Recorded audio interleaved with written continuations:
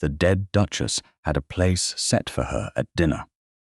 White linen covered the chair opposite Alethea.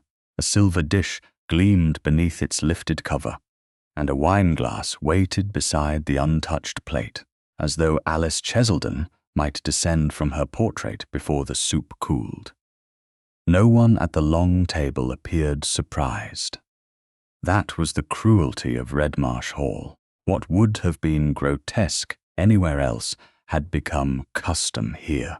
Alethea took her seat without looking toward Cassandra Sedgecombe, though she felt the woman's satisfaction from 3 places away.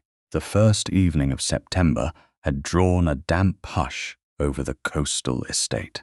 Beyond the tall dining-room windows, East Beacon Tower stood against a pale sky, black and narrow on the cliff where Alice had died 6 years earlier. Within the room, candlelight touched silver, crystal, morning silk, and the painted face above the fire. Alice had been beautiful. The portrait showed a woman turning as if someone had called her name, one hand resting on the back of a chair, her expression bright with impatience and life. The household had spent years smoothing that life into sainthood.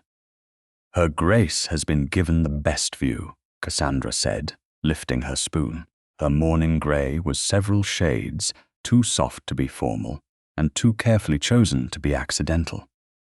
"Alice always preferred that chair," she said. The fire made the silver look warm. Alethea glanced at the empty place. "Then I hope the cook has prepared something she enjoys." A footman lowered his eyes too quickly. A tenant's wife concealed a breath behind her napkin. At the head of the table, Leander Cheselden, Duke of Breckland, set down his wineglass. He had the stillness of a man who had learned to hold a room without raising his voice. Tonight, however, his silence did not feel like command. It felt like delay. Cassandra smiled. Some attachments outlast ordinary arrangements. "Marriage is not an ordinary arrangement," Alethea said. "No," Cassandra replied, "not when the heart has already made its choice." The words passed over the table with the soft precision of a blade laid beside a plate. Alethea had heard variations for 15 months. Alice would have chosen the roses differently. Alice had known which tenants required patience. Alice had sung in the Western drawing room. Alice had never objected to the September vigil. The comparison was never made loudly enough to be challenged without making Alethea seem jealous of the dead. She had learned to meet it with composure because anger would be used as evidence against her. Yet, tonight the empty chair made restraint feel perilously close to consent. A pale light flickered beyond the windows. Once, twice, 3 times it vanished. Several guests turned. Alethea watched the dark tower rather than their faces. A pause followed, distinct enough to count. Then the light returned. Once, twice, 3 times. Cassandra rose so abruptly that her spoon struck the bowl. "Alice." The word escaped her in a reverent whisper designed to carry. Someone crossed himself. The tenant's wife pressed her fingers to her throat. Leander had gone rigid. Alethea did not look at the portrait. She counted the interval between the last flash and darkness. 5 seconds, perhaps 6. Too even for wind, too deliberate for a guttering flame. "She knows," Cassandra said. Her gaze moved from the tower to Alethea. "She knows another woman sits in her place." Leander stood. The movement silenced the room. Enough. Cassandra's expression altered, though only at the edges. "Leander, I didn't mean to distress anyone." "You meant precisely what you said." He came around the table. For one suspended moment, Alethea thought he might address the guests, or defend her title, or order Cassandra from the room. Instead, he stopped beside the empty chair. His hand closed around its carved back. "Remove the setting," he told the nearest footman. The young man hesitated. Now, the silver dish, plate, wineglass, and folded napkin vanished one by one.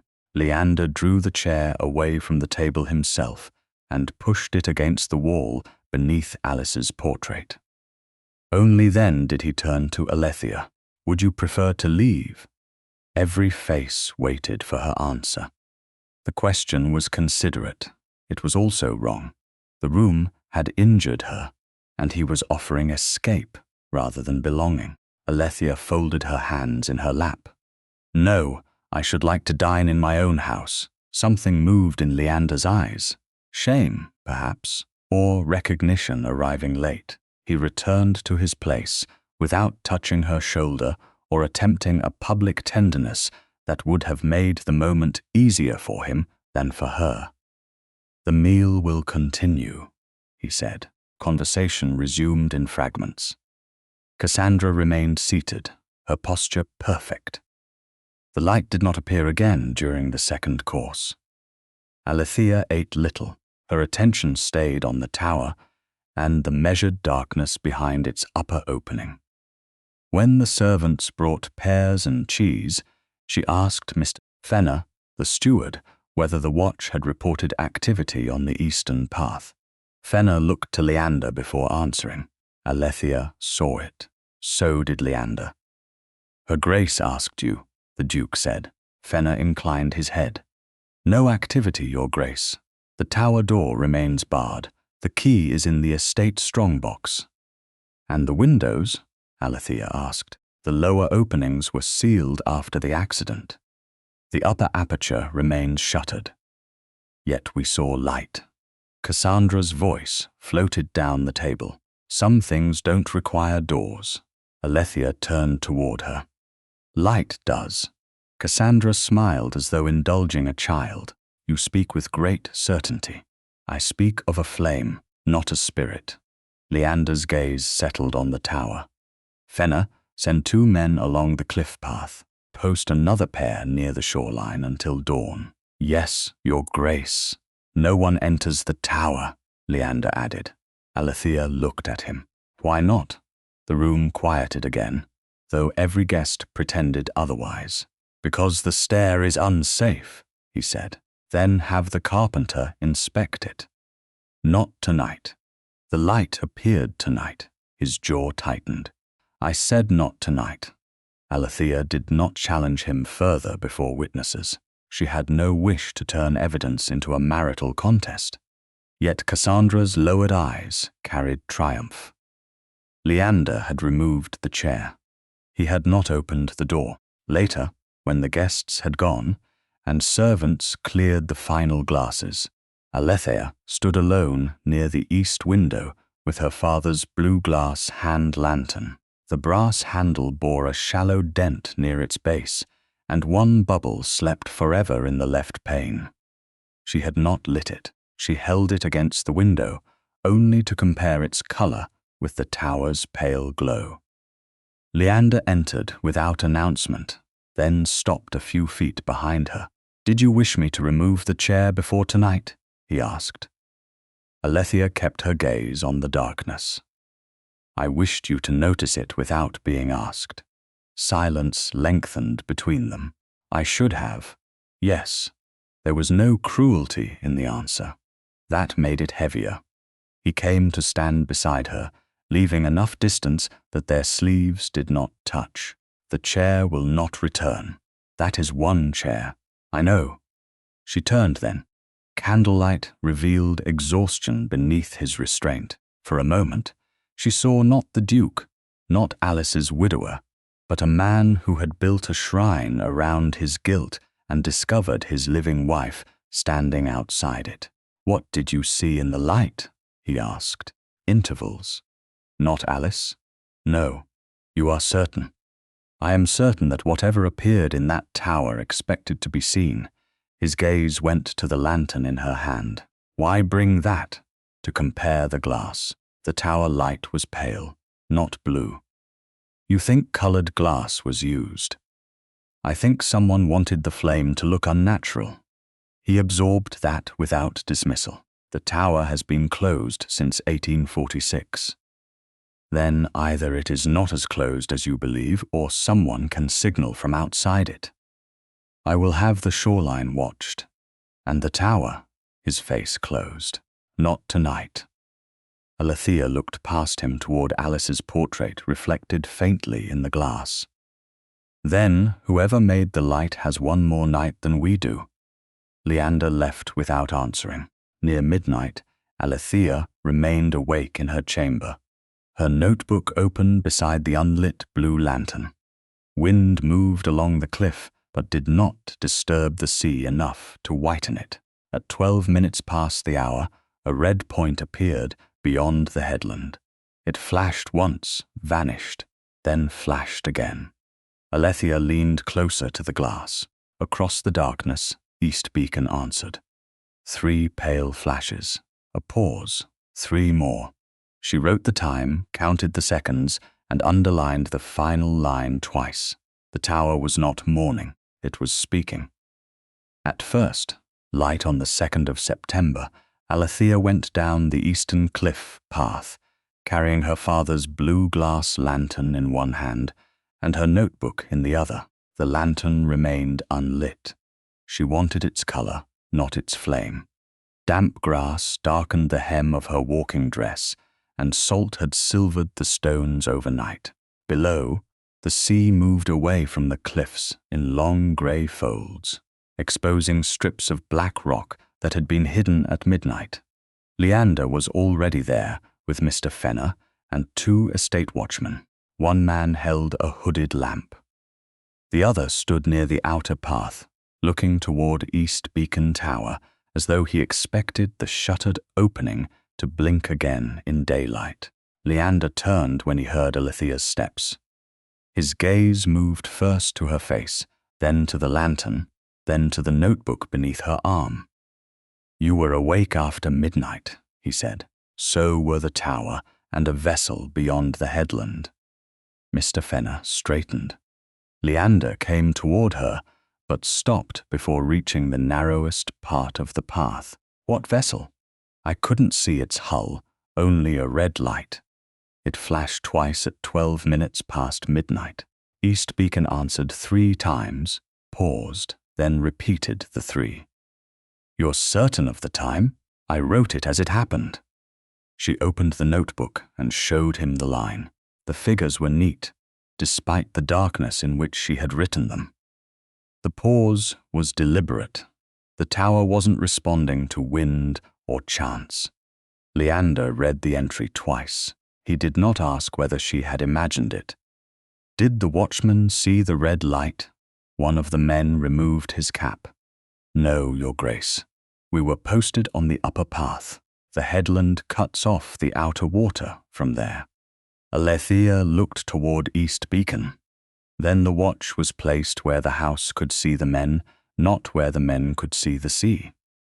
"Mister," Fenner's mouth tightened, but Leander only nodded. "Move the outer post before nightfall. 1 man above, 1 below whenever the tide permits." He looked at Alethea. "Show me where you saw the red light." She led them along the path until the tower stood almost directly above. From that angle, the sea beyond the headland opened into view. The cliff wall rose on their left, rough with chalk, ivy, and wind-bent grass. On the right, the ground fell sharply toward the exposed shelf below. Leander kept to the seaward side of Alethea without touching her. She noticed the choice. She also noticed that he did not use it to hurry her. "There," she said, pointing beyond a dark line of rock. The light appeared low, not high enough for a cliff station. "A boat, then," Fenner said. "Or a lantern carried close to the water," Alethea replied. "Either would explain why the upper watch missed it." They continued toward the base of the tower wall. The shuttered opening above showed no movement. Rain had left thin trails across the stone. But beneath the eastern parapet, one patch of ground had been disturbed. Alethea saw it because the pebbles did not lie with the slope. Something pale rested between them. She crouched. Leander moved at the same moment. Their hands reached the object together. His bare fingers touched the edge of her glove. The contact was slight, no more than a breath against skin and fabric, yet both of them stopped. Leander withdrew first. Alethea felt the absence before she had decided what the touch meant. "Take it," he said quietly. She lifted the fragment. It was no common window glass. The surface held a cloudy sheen that softened the light passing through it, neither white nor blue, but faintly pearled. One edge was broken. The other had been cut smooth. Alethea held her blue lantern beside it. The contrast was immediate. Her father's glass deepened daylight into cool blue. The shard turned it pale and uncertain. "This could make an ordinary flame look unnatural," she said. Leander studied it without reaching again.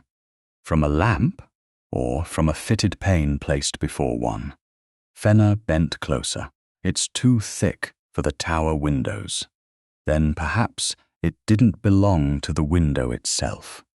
Alethea wrapped the fragment in a clean sheet torn from the back of her notebook. As she rose, the hem of her glove brushed a narrow groove cut into the top of a stone near the parapet. It was dark at the center and pale along both edges. Leander saw her looking. "What is it?" She ran one gloved finger beside the mark, careful not to touch the dark line. "Rope wear." One watchman shook his head. "There hasn't been a rope there in years, Your Grace." "Old rope polish would be weathered," Alethea said. "This edge is clean." She leaned closer. Salt crystals clung unevenly to the groove, heavier on one side than the other. A few black fibers had caught beneath a projecting chip of stone. "Tarred rope," Fenner said. Leander's expression changed. "From the sea, possibly," Alethea replied. "If a line ran over this point, it would descend toward the lower shelf." The tide had not yet withdrawn far enough to expose the base of the cliff. Water struck the rock below with a hollow sound. Then, from somewhere behind the wall, came a faint metallic click. Everyone stilled.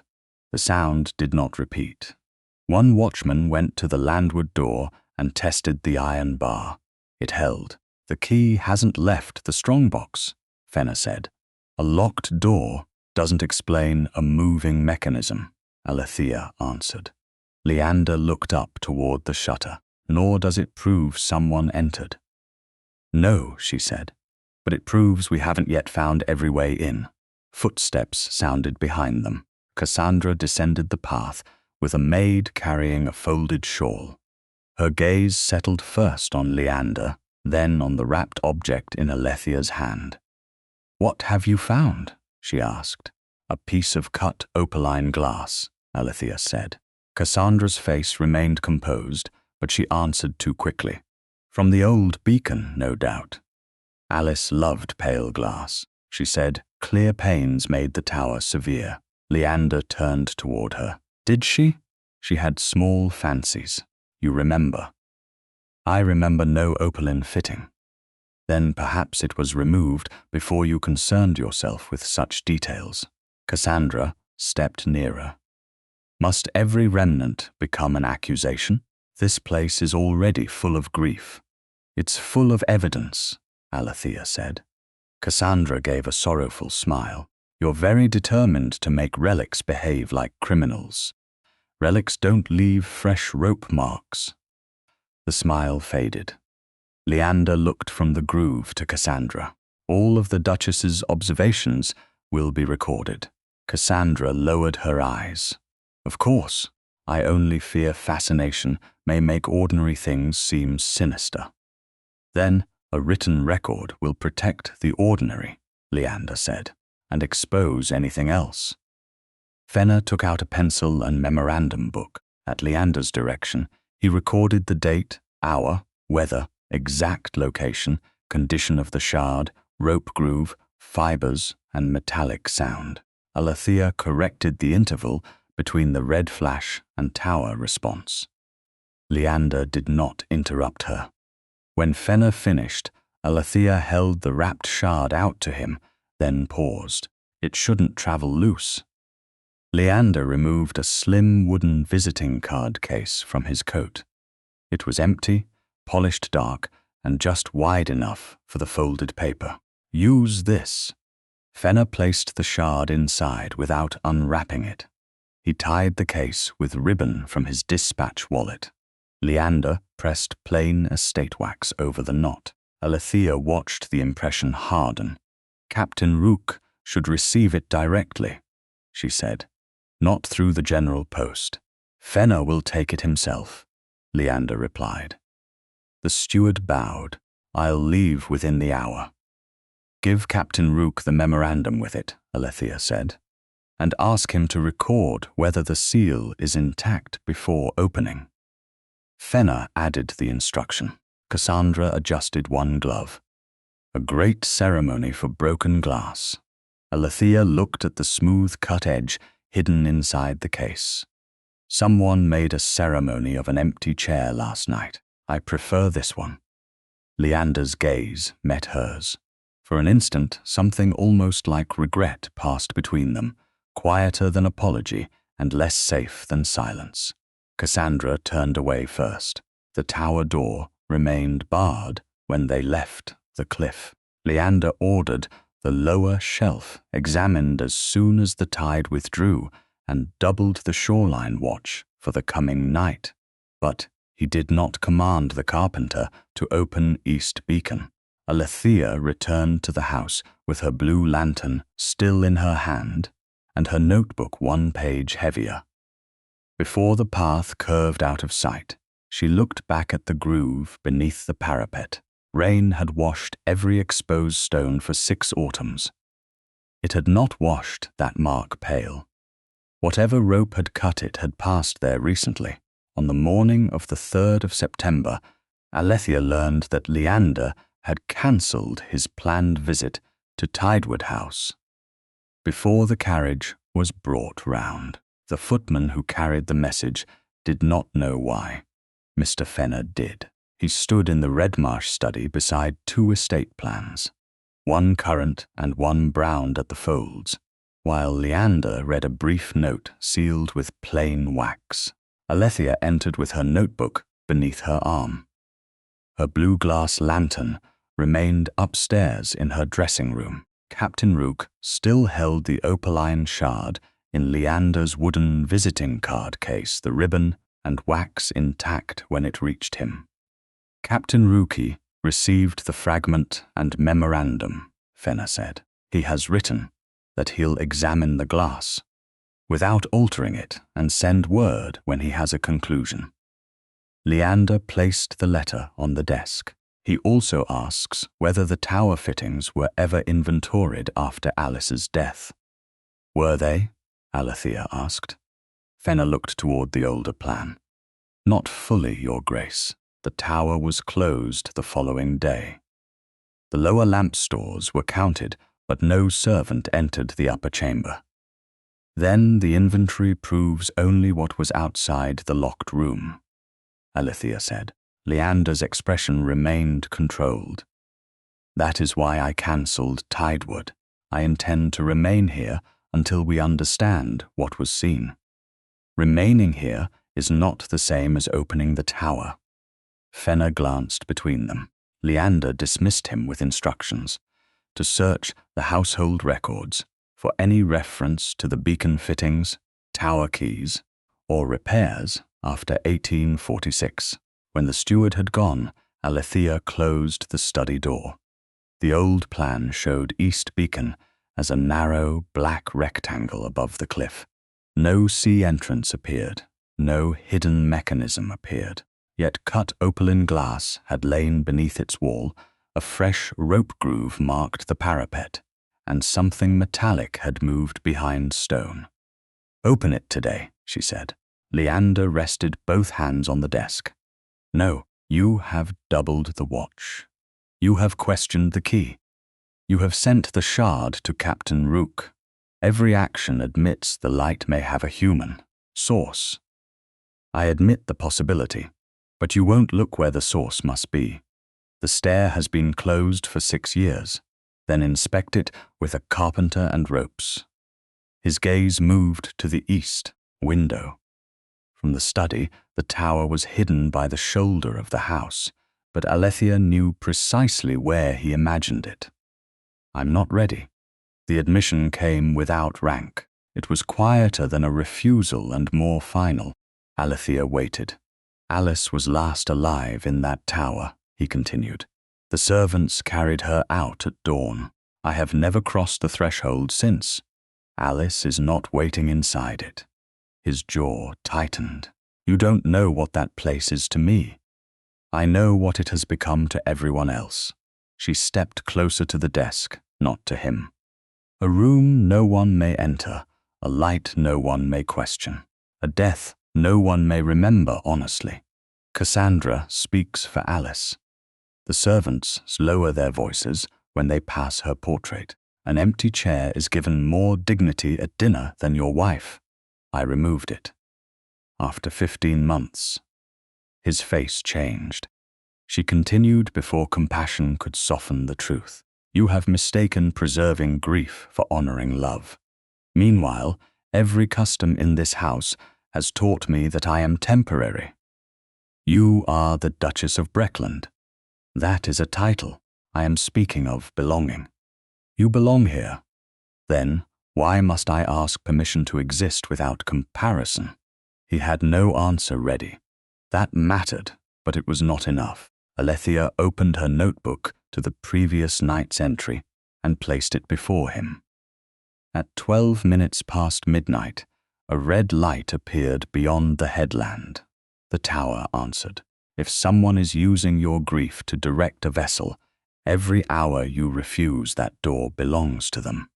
Leander looked down at the underlined time, and if I open it and find nothing, then you will have opened a door. You make that sound simple. No, I make it sound necessary. Silence gathered between them.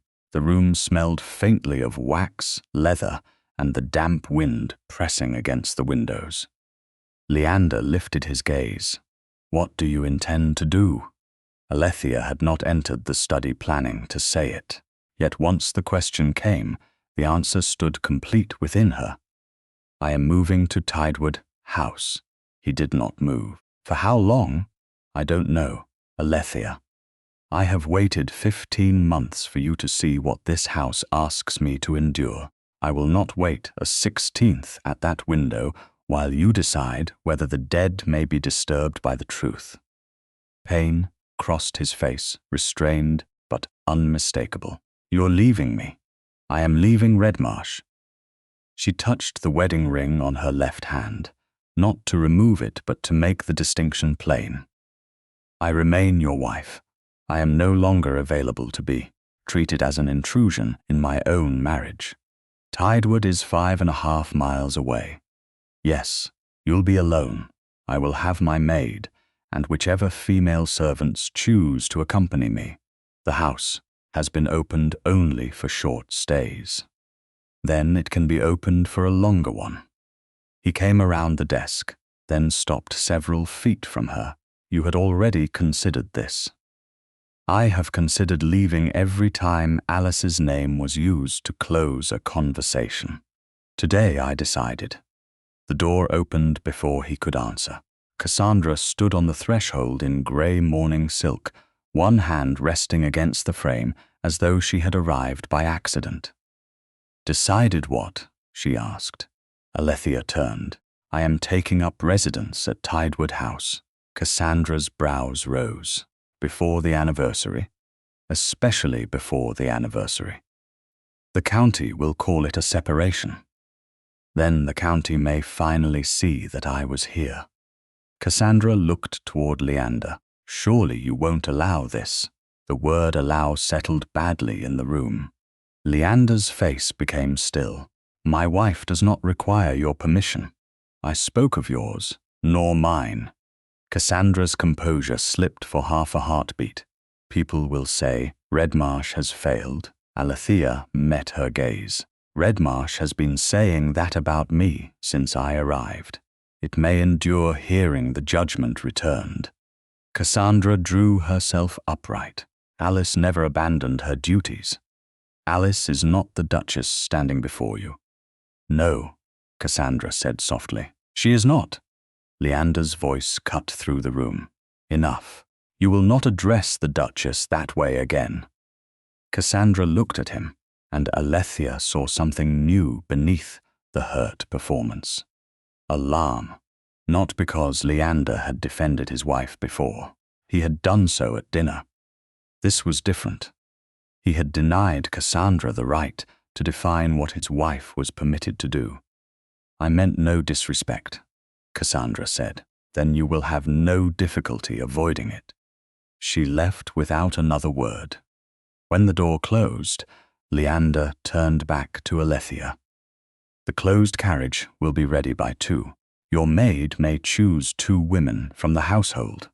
You'll have a footman, coachman, second groom, and whatever provisions Tidewood requires. Your allowance and household accounts remain unchanged. The practical precision hurt more than resistance might have done. It showed that some part of him understood she would go. Thank you, she said. Don't thank me for what is yours. Their eyes held.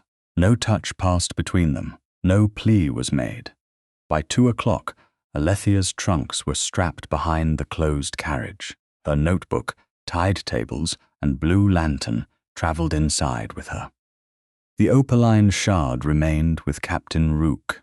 Her wedding ring remained on her hand. Leander stood on the Redmarsh steps as the carriage departed, neither ordering her back nor offering a promise he had not yet earned the right to make. Tidewood House received her beneath a sky turning silver over the marsh. At 11 minutes past 11 that night, 5 minutes before high water, East Beacon flashed across the dark. 3 times. A pause. 3 times again. Alethea wrote the hour and closed her notebook. The tower was not mourning.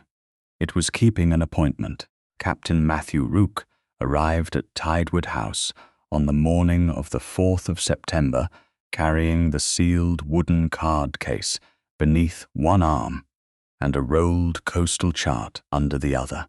He was a spare man of 56, silver at the temples, with the weathered composure of someone who had spent more years reading distant lights than listening to drawing-room certainty.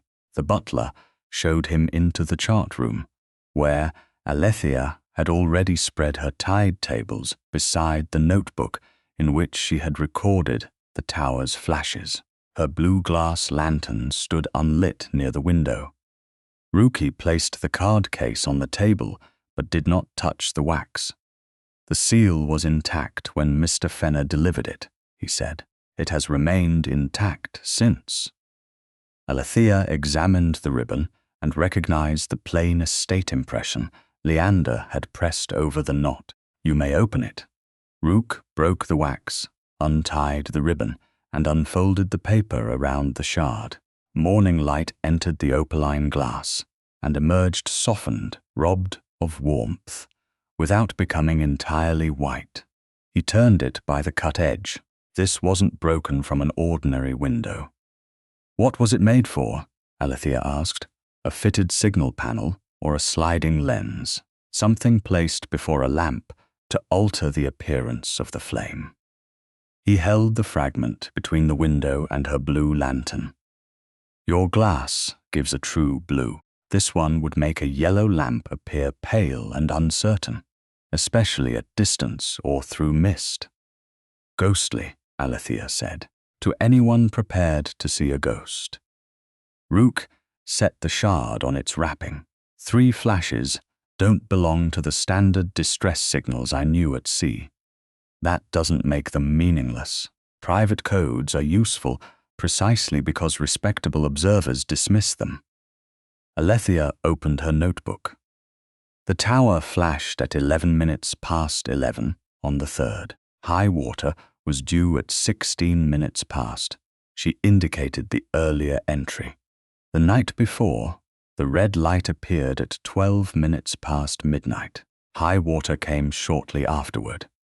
Rook unrolled his chart over the table. It showed the headland, the outer shoals, the Coast Guard station, and a narrow indentation beneath East Beacon, marked only as broken cliff. A shallow craft could wait beyond the headland at low tide, he said. A loaded boat would need rising water to enter that cove without striking the shelf. Then the light may be telling it when the passage is open, or when the shore is clear. He studied the intervals Alethea had written. 1 flash could mean watch present, 2 could mean delay, 3 could mean proceed. The meaning matters less than the repetition. Someone at sea expects an answer, and someone on land knows when the tide favors the cove. Rook nodded. That part is certain. He wrapped the shard again and placed it in a shallow drawer inside his leather chart case. The drawer closed with a small brass key attached to his watch chain. It remains with me until we know what it matches. I'll make no mark upon it. Thank you. You needn't thank me for treating evidence as evidence. The words were dry, but not unkind. Before Alethea could answer, the butler entered carrying a silver salver. A single calling card lay upon it.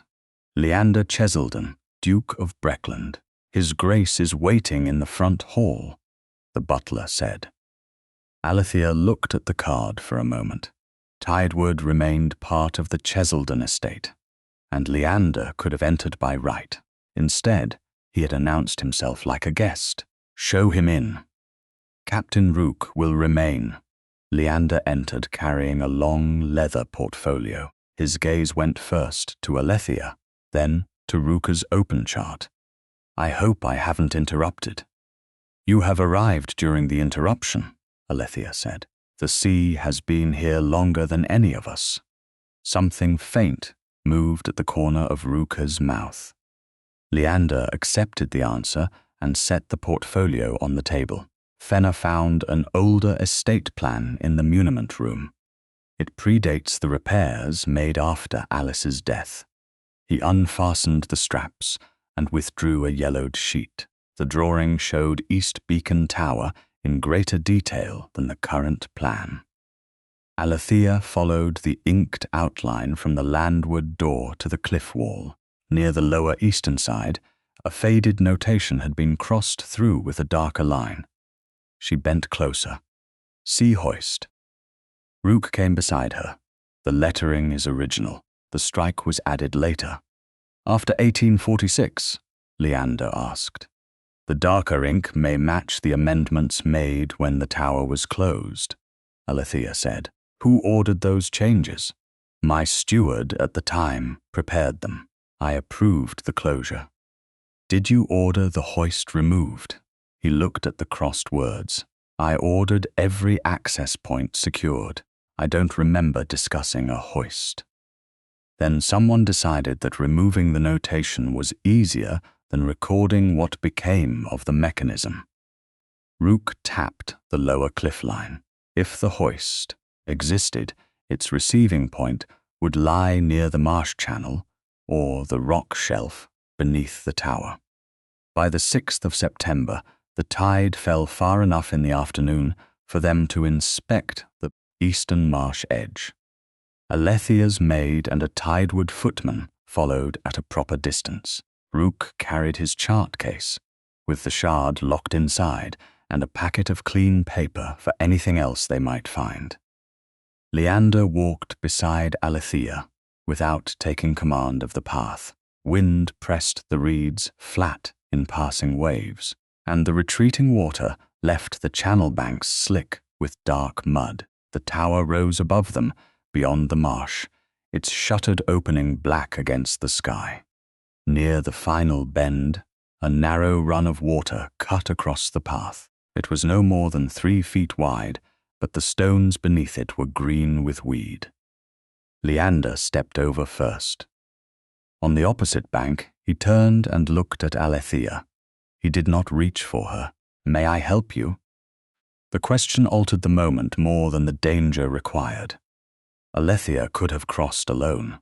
She knew it, so did he. She placed her gloved hand in his. His fingers closed carefully around hers, warm and steady without tightening. She stepped across. For one breath, they stood closer than propriety required and trust allowed. Leander released her as soon as both her feet were secure. "Thank you," she said. "You're welcome." Nothing more passed between them, but the fact that he had asked remained with her as they continued. Rook stopped beneath an overhang of rock aligned with the tower's eastern wall. A shallow groove ran along the stone, almost hidden beneath saltweed. In its deepest part, several black fibers clung to a jagged edge. "The same kind of rope mark," Alethea said. Rook crouched, tarred hemp. He loosened the fibers with the tip of a small knife and caught them on clean paper. "Recent?" Leander asked. "Recent enough that the tar hasn't hardened white with salt." Rook folded the packet, wrote the date, place, tide, and names of those present, then placed it in a separate compartment of his chart case. "Not with the glass," Alethea said. "Not with the glass," he confirmed. Leander looked from the fibers to the tower. A line could run from the hoist notation to this channel. "And from here to the cove," Alethea said. "A boat unloads below. The rope draws something inland where the house cannot see it." Rook stood and looked toward the headland. "Then the pale light doesn't merely haunt Redmarsh, it manages traffic." The wind shifted. Somewhere beyond the cliff, water struck hollow stone. Leander's face had gone still. What would 3 flashes mean to a boat waiting offshore? Rook closed his chart case. The simplest answer is usually the useful one. He looked up at the sealed tower. The way is clear.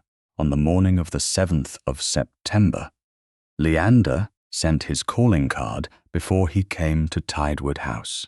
The butler carried it into the chart room, where Alethea sat with her notebook open beside the tide tables and Captain Rooker's coastal chart. Her father's blue glass lantern stood unlit near the window. The opaline shard remained locked in Rooker's chart case, and the tarred rope fibers rested in a separate marked compartment. Leander waited in the hall until she chose to receive him. The courtesy was ordinary in form and extraordinary in meaning. For 15 months, he had entered any room she occupied as husband, duke, and master of the estate. Today he arrived as a man asking permission to cross her threshold. "Show his grace in," she said. He entered, carrying a leather portfolio.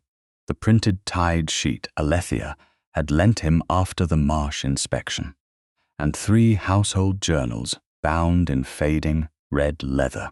He did not sit until she indicated the chair across from her. "Fenner found these in the steward's room," he said. "The journals cover 1848 through the present year. They record unusual household disturbances, late arrivals, coastal alarms, and occasions when servants were kept beyond their usual hours."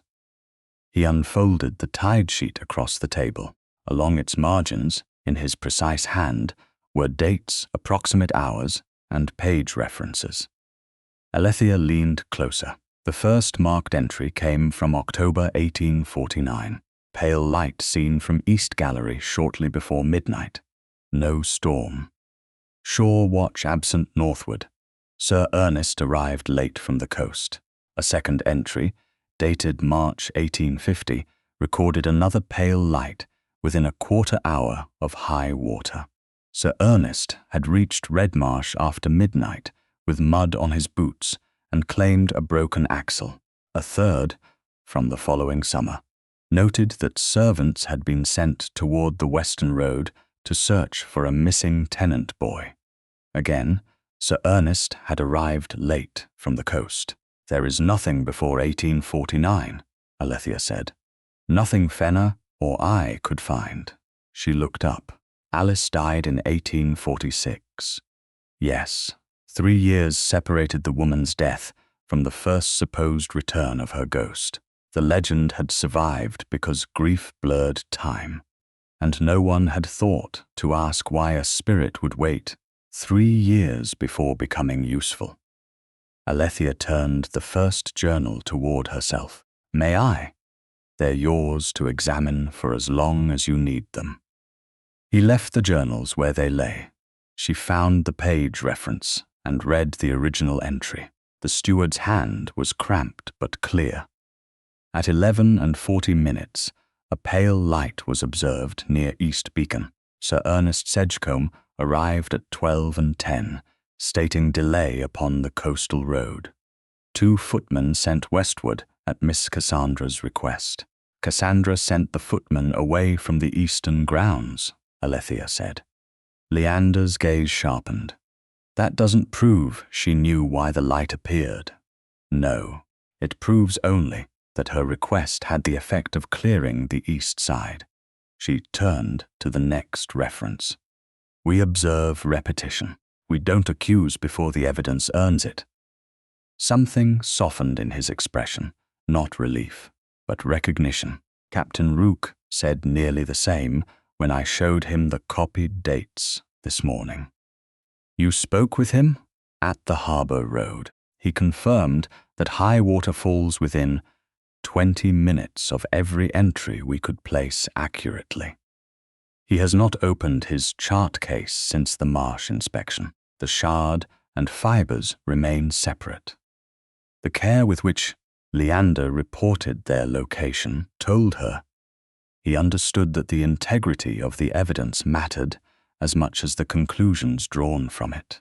Alethea traced the margin of the annotated tide sheet without touching his writing. You copied all of this yourself. Fenner read the dates aloud. I checked each page and entered the references. You could have sent the chart. I wanted to hear what you saw. He said nothing more. He did not tell her he had wanted to see her, nor ask whether she had missed him.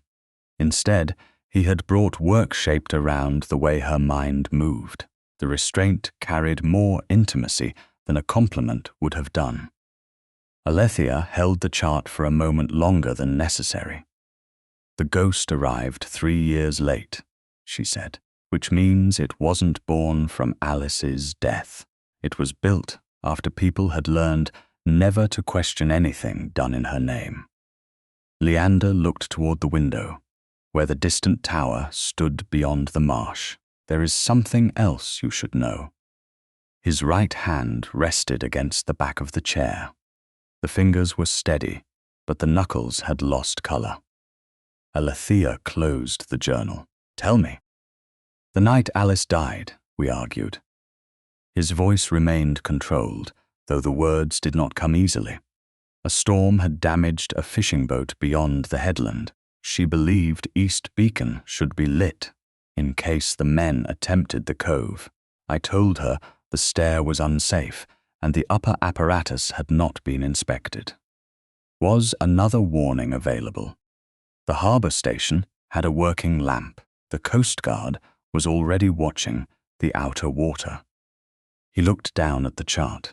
Alice, that Redmarsh had taken profit from the sea for generations and had no right to become cautious when duty required inconvenience. Alethea could hear the living woman inside the sentence. Not a saint, not a symbol. A woman with courage, temper, and judgment of her own. What did you say? She asked. Leander's breath changed. I told her she was performing courage because she wanted the household to admire her. The cruelty of the memory lay not in its volume, but in how well he remembered the exact wound. She said I preferred obedience to judgment. Then I left the room, and she went to the tower. Yes, his gaze remained on the table. Rain had blown through the upper opening. The spiral stair was wet. She fell before reaching the lamp chamber. The servants found her at the foot of the stair before dawn. Alethea did not say it was not his fault. She did not possess the truth required to absolve him, and false mercy would only turn Alice into another object used for Leander's comfort. "Were the fishermen lost?" she asked. No, they reached the harbour station before daylight. A bitter shadow crossed his face. "Everyone called that mercy. I called it proof she had died for nothing. So you sealed the tower the next day and built the rest of your life around not opening it." He met her eyes. Yes. Compassion rose in Alethea, but she did not allow it to erase the marriage that guilt had damaged. "I understand why the tower hurts you," she said. "I understand why Alice's name became a place where you could remain punished. But I won't be made part of that punishment." "I know. You're beginning to know." He accepted the correction. "I called my refusal to question the light fidelity. It was ignorance. Worse, it was useful ignorance. It allowed me to preserve the one room I feared, and the household learned that anything attached to Alice must not be challenged." Yes, he looked at her fully. "I'm sorry, Alethea, not only for the chair, for every time I let silence make you less real than grief." The apology was not a reconciliation. It did not restore the nights she had spent listening for footsteps that never came, or the dinners where Cassandra's memories carried more authority than her presence. Yet it named the harm without asking Alice to excuse it. Alethea inclined her head. "That is true." Before either could say more, the butler entered with a silver tray bearing 2 cream envelopes. "These have arrived from Redmarsh, Your Grace." Alethea broke the first seal. It was an invitation to the memorial vigil on the 15th of September. Leander's name appeared at the top, followed by Miss Cassandra Sedgecombe, county patrons, senior tenants, and coast watchers. At the bottom, in smaller script, was written, "The Duchess of Breckland may attend if she feels equal to the observance." Leander read the line from across the table. His face hardened. She had no authority to issue this. Authority is unnecessary when habit has done the work. Alethea asked for ink. She drew 1 clean line through Cassandra's sentence and wrote beneath it, "Her Grace, the Duchess of Breckland, will attend." She signed Alethea Cheselden and sanded the ink. "I'll return this answer." Leander watched her fold the invitation. "I'll send a separate notice to every guest stating that you attend by right and by choice. Do not make my answer disappear beneath your title." "I won't. My notice will correct only the authority she claimed." Alethea gave him the faintest nod. "Then send it." He rose but left the journals and annotated tide sheet on the table. "Keep them. You may need the references." I made a copy. Their eyes held across the chart. The warmth between them remained small, disciplined, and dangerous precisely because neither tried to name it. After Leander departed, Alethea reopened the first journal and compared every recorded ghost night with the tide table. By noon the pattern stood plain. Each pale light appeared close to high water. Each entry mentioned some distraction on the estate, and each night ended with the same quiet phrase, "Sir Ernest arrived late from the coast." By the 10th of September, the tide had withdrawn far, enough to expose a narrow shelf of black rock beneath East Beacon Tower, a place hidden from the lawns of Redmarsh and visible only from the lower cliff path. Alethea reached it shortly after dawn, with Leander, Captain Rook, her maid, and 2 estate men carrying safety ropes. The opaline shard remained locked in Rooker's chart case at Tidewood House, and the tarred fibres rested in their separately marked packet. Today they carried only notebooks, measuring cord, and a hooded lamp. The sea had left the stones dark and shining. Above them, the tower rose from the cliff like a sealed judgment. its shuttered opening blind against the pale sky. Rook moved slowly along the wall, studying the alignment between the groove near the parapet and the channel below. "A hoist needs more than height," he said. "It needs a fixed point to take the strain." Alethea followed the line of the rock until she saw iron beneath a curtain of salt grass. There, set deep into the cliff face, was a heavy ring, orange with rust, except along one inner curve where repeated friction had worn the metal smooth and dark. Rook crouched but did not touch it immediately. "Old iron," he said. "Recent abrasion." Leander stood beside him. "How recent?" "Recent enough that the salt hasn't settled evenly over the polished section." Rook pointed to a shallow black stain below the ring. "Tar from loaded rope, more than one passage." Alethea looked upward. The ring aligned with the parapet groove and the faded sea hoist notation on the old plan. "The rope came down from the tower," she said. "The ring turned it toward the cove." "Or once did," Leander replied. Rook glanced up at him. "Your Grace, iron doesn't polish itself in memory." Leander accepted the correction without protest. His attention moved along the base of the wall, where ivy hung thick over a rectangular section of masonry. Alethea noticed that several stems had been cut cleanly and arranged to fall back across the stones. "That growth has been disturbed," she said. One of the estate men drew the ivy aside with a hooked staff. Behind it stood a narrow postern door, low enough that a grown man would need to stoop, bound with blackened iron and fitted into the tower's sea-facing wall. No door appeared on the current estate plan. Damp sand pressed into the threshold. A dark tar smear crossed the lower plank. Leander stepped forward. This was meant to be sealed. He tested the latch. It did not move. Rook examined the hinges. "It opens inward." "Locked from inside?" Alethea asked. "Or barred?" Rook traced the cut ivy with his gaze. "Either way, someone has kept the entrance concealed." Leander placed his palm against the door. The gesture was almost careful, as if the wood might remember him. "The main entrance is above," he said. "The carpenter can open it from the landward path." Alethea waited for the order. None came. Rook moved several paces away and began measuring the ring's distance from the postern, giving them privacy without making a display of it. "Then open the tower," Alethea said. Leander kept his hand on the wood. "Not today.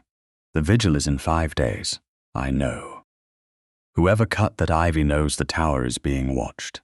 Every hour we wait gives them time to remove the lamp, the glass, or the pulley.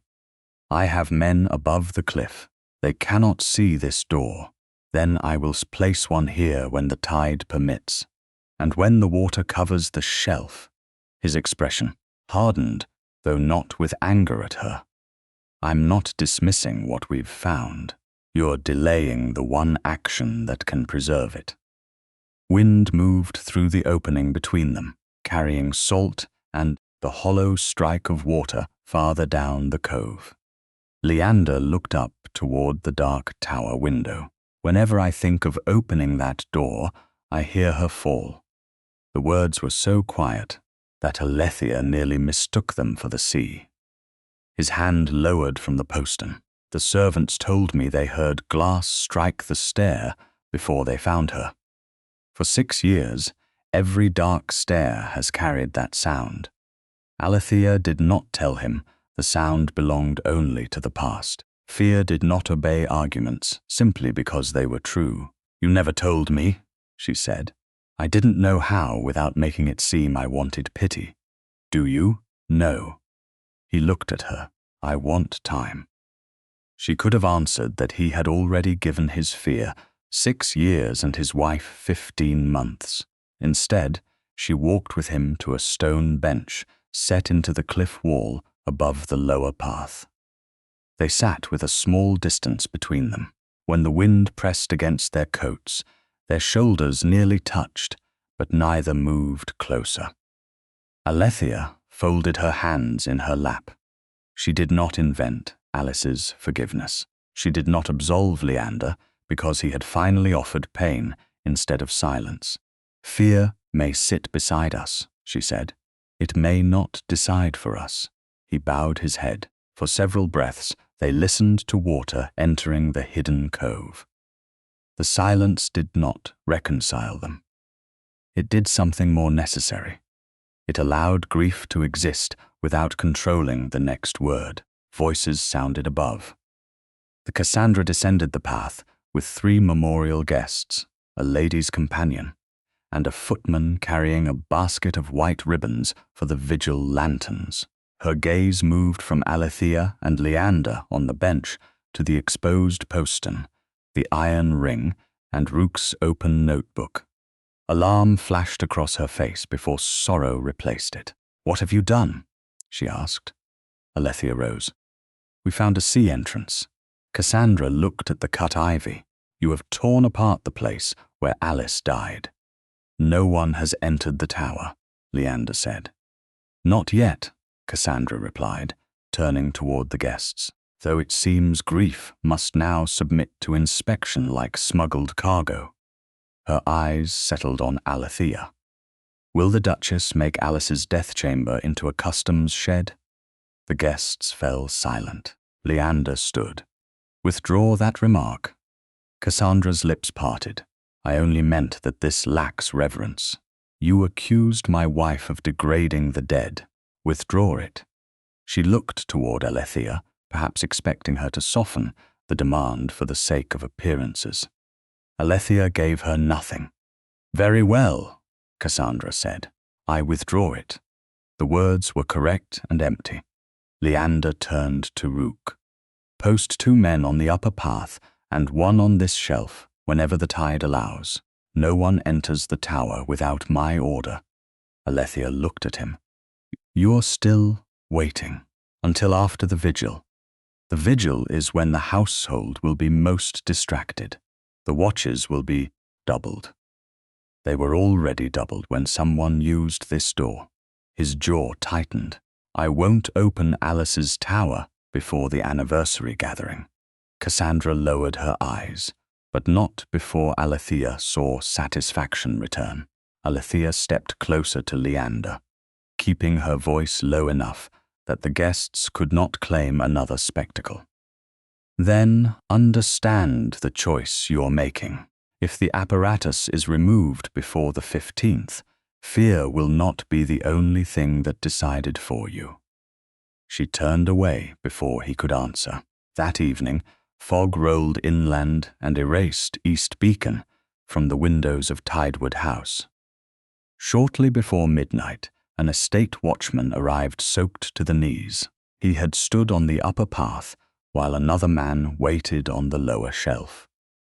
The tide had risen faster through the cove than expected, forcing the lower watch upward. Once the water covered the postern, both men heard oars moving beneath the tower. They could see nothing through the fog.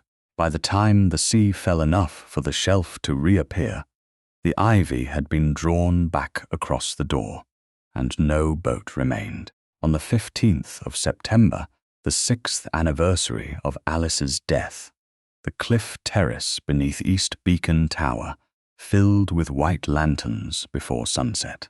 County families arrived in closed carriages, followed by senior tenants, estate officers, coast watchers, and servants chosen to stand along the outer wall. Cassandra received them in silver-grey mourning silk beneath a framed miniature of Alice, her expression composed with the confidence of a woman who had directed grief at Redmarsh for years. Alethea came from Tidewood House with her maid and Captain Rook. Her father's blue-glass lantern hung unlit from her wrist, the dented brass handle cool beneath her glove. The opaline shard remained locked in Rook's chart case at Tidewood, and the tarred rope fibers remained in their separately marked packet. Neither object had been brought to the vigil. Tonight was meant to observe the light, not display conclusions. A serving Coast Guard lampman stood near the seaward wall with a hooded red warning lamp under the authority of the local station. Rook had no command over him, but the officer had been instructed to receive technical advice if a vessel appeared in danger. Leander waited near the tower steps. When he saw Alethea, he left the harbour curate and crossed the terrace toward her. "You came," he said. "I said I would." His gaze lowered to the blue lantern, then returned to her face. The lower watch heard oars again 2 nights ago. And the postern? Covered at high water. No one was found above the cliff. Because the route is below it, he accepted the answer without defense. "I've doubled the landward watch and placed 2 men along the marsh. The tower remains closed until the vigil ends." Alethea looked toward the shuttered opening. "Then whoever uses it still has the advantage." Cassandra approached before Leander could answer. "How kind of you to attend, Your Grace. I feared the strain might be too much." "You needn't fear for me," Alethea said. Cassandra's eyes rested on the blue lantern. "That seems a curious object for Alice's memorial. It belonged to my father. Then perhaps it belongs among your private things. Tonight should remain undivided." Leander's voice hardened. "The Duchess may carry what she chooses." Cassandra lowered her eyes with graceful submission. "Of course." The watching guests saw a grieving sister corrected by a duke. Few saw the accusation she had placed first. The vigil began at dusk. White lanterns were lit one by one until pale circles spread across the terrace. The curate spoke of those lost at sea and of Alice's courage during the storm of 1846. Cassandra followed with the version Redmarsh knew best. Alice had climbed toward danger while others hesitated. Alice had loved the coast. Alice had given everything. She omitted the argument with Leander, the uninspected stare, and the fact that the harbour station already held a warning lamp. In her telling, Alice had not been a woman who made a brave and reckless choice. She had become a perfect sacrifice. Alethea stood at Leander's right, less than an arm's length away. He did not touch her. She was grateful. Any tenderness offered before these witnesses would have felt like part of the ceremony, rather than something freely chosen between them. Captain Rook remained near the Coast Guard lampman, watching the water beyond the headland. Cassandra raised one white lantern toward East Beacon. We remember the light Alice tried to give. A pale glow appeared behind the tower's upper opening. Once, twice, 3 times. A murmur moved through the crowd. The light vanished for a measured pause, then flashed 3 times again. A tenant removed his cap. One woman whispered Alice's name. Cassandra's face lifted with practiced wonder. She has answered. Alethea did not look at her. Beyond the terrace, low against the darkening water, a sail moved without a mast light. The vessel had waited beyond the headland and now angled toward the hidden cove. Rook saw it at the same moment. He crossed to Alethea with controlled steps. "The northern patrol has already passed the outer point," he said quietly. "That boat is running dark on a rising tide. The signal means the way is clear. That would be my judgment." Alethea turned to the Coast Guard lampman. "Can you show red?" The man glanced toward Leander, then toward Rook. "If there is danger to navigation, Your Grace." Rook looked at the vessel again. "I advise warning. The boat is entering a concealed shelf without a visible guide." Leander followed their line of sight. "Are you certain it is making for the cove?" "No," Alethea said. "That is why the warning must be shown before certainty becomes wreckage." Cassandra heard the last words. Surely one shadow at sea need not overturn the vigil. It's not merely a shadow, Rook said. It is a dark running vessel turning with the tower signal. Fishing men do not arrange their movements for drawing room approval. Nor do they usually answer sealed towers, Alethea replied. Leander looked toward the crowd. Guests stood close to the seaward wall, unsettled by the pale flashes. Move everyone back first, he said. No lamp is raised until the terrace is clear. Then order it now, Alethea said. He did. Servants began drawing guests away from the wall, but curiosity slowed them. Cassandra remained where she stood. This is Alice's hour, she said. Can one uncertain boat not wait until the prayer is finished? Alethea looked at her. Men at sea don't pause for prayers arranged on land. The tower flashed again. The dark sail changed angle toward the cove. Rook spoke to the lampman. The vessel is committing to the entrance. The lampman lifted the red lantern, but waited for space at the wall. Leander saw two guests stumble as servants urged them backward. Hold, he ordered. We need order before a warning. We need the boat outside the cove, Alethea said. Alethea. Leander, look at the water. He looked. He also looked at the white lanterns, the county witnesses, Cassandra's raised face, and the memorial breaking apart under fear. The old weakness moved through him. Appearance first. Truth after. Alethea stepped to the lampman. Will you release it to me under your observation? Yes, your grace. He placed the hooded warning lamp in her hands. She carried it to the seaward edge, lifted the red pane, and showed one steady warning light toward the approaching vessel. She covered it, counted, then showed it again. The effect was immediate. East Beacon's pale light went dark. The vessel turned sharply away from the cove. A cry rose from the terrace. One guest backed into a lantern stand, and servants caught it before it fell. Cassandra seized the confusion. She has extinguished Alice's light. Her voice carried across the gathering. She brought colored glass to this vigil and turned mourning into spectacle. Alethea lowered the Coast Guard lamp. The tower stopped because someone saw the warning. Cassandra pointed toward the blue lantern at Alethea's wrist. Or because you arranged both lights. Who can say what you did before arriving? My lantern hasn't been lit. You alone came carrying colored glass. Leander stepped between them, his face rigid with grief, anger, and the strain of the crowd. Fenna, the steward, came forward. Take the Duchess's lantern and secure it until its glass is examined. Alethea stared at him. The order struck more deeply than Cassandra's accusation, because it came from the one person who knew the lantern, knew the shard, and knew Rook had already distinguished them. You believe her? She asked. I said it will be examined. Captain Rook has already seen it. Then there should be no objection. There is every objection to confiscating my property before the same witnesses who heard her accuse me.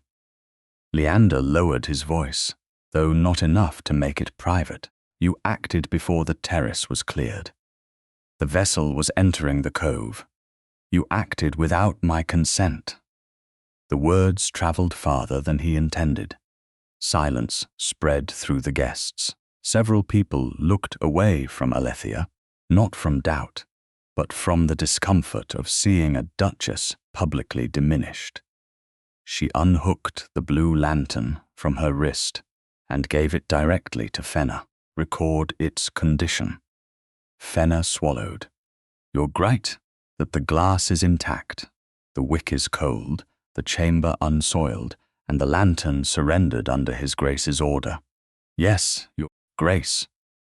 The serving Coast Guard lampman stepped forward. For the record, the red warning was shown from station equipment under my observation. Rook added, and on my advice. Leander's face changed. but shame arrived after the harm. This vigil is ended because the Duchess acted without my consent, he said, attempting to restore order and only deepening the wound. Alethea met his gaze. A warning doesn't require a husband's permission when men are at sea. He offered his arm. I'll take you back to Tidewood. She stepped away. No.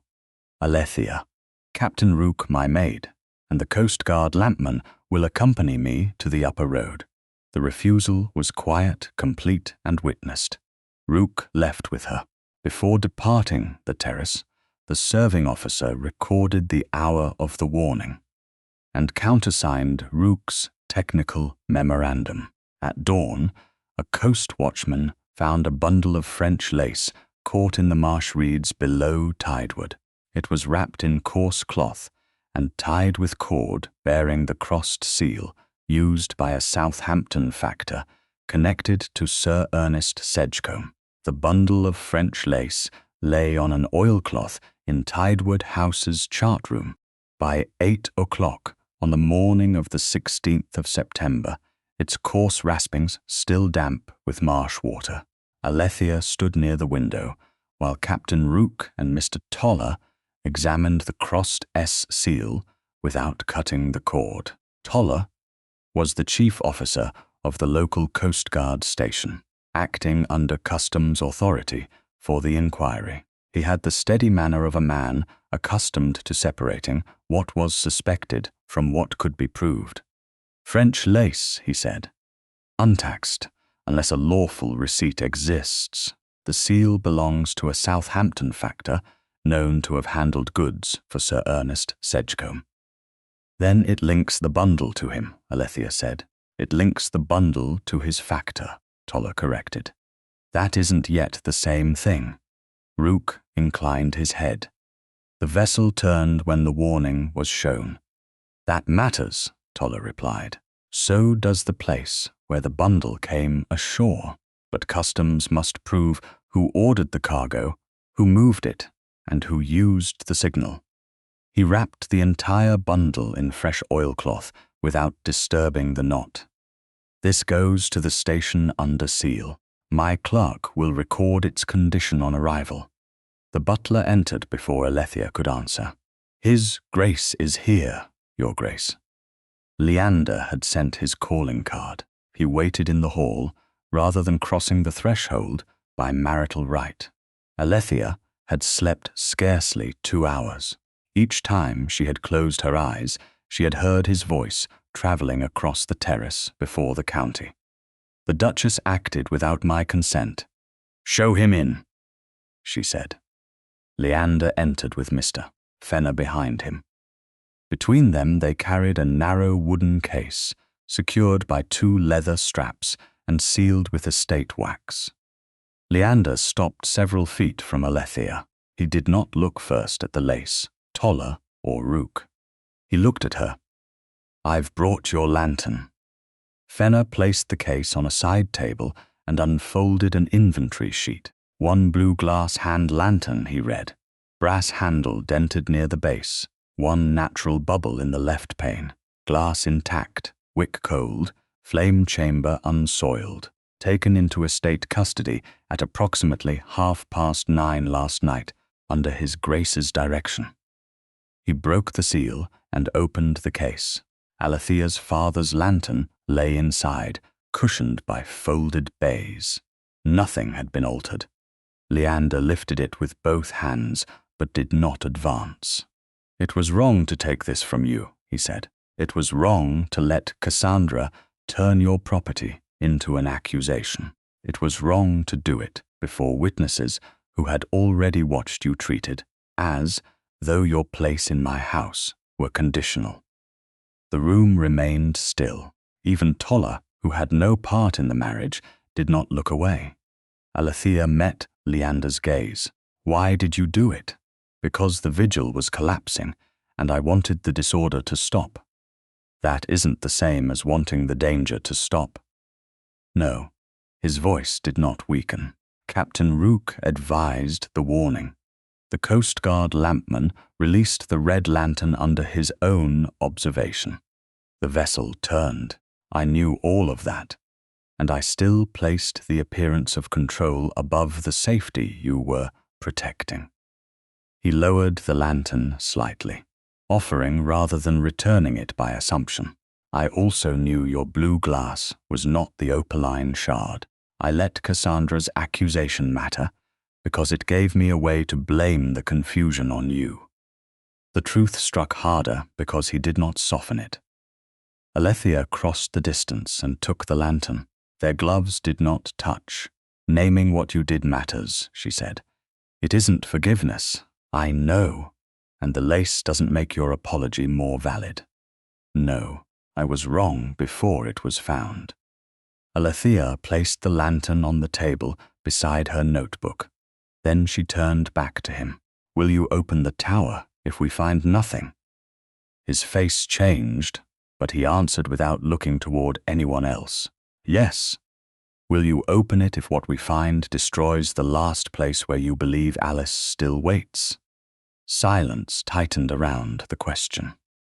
Leander drew one measured breath. Yes, Alethea held his gaze until she believed he understood the cost of the word. Then we go today.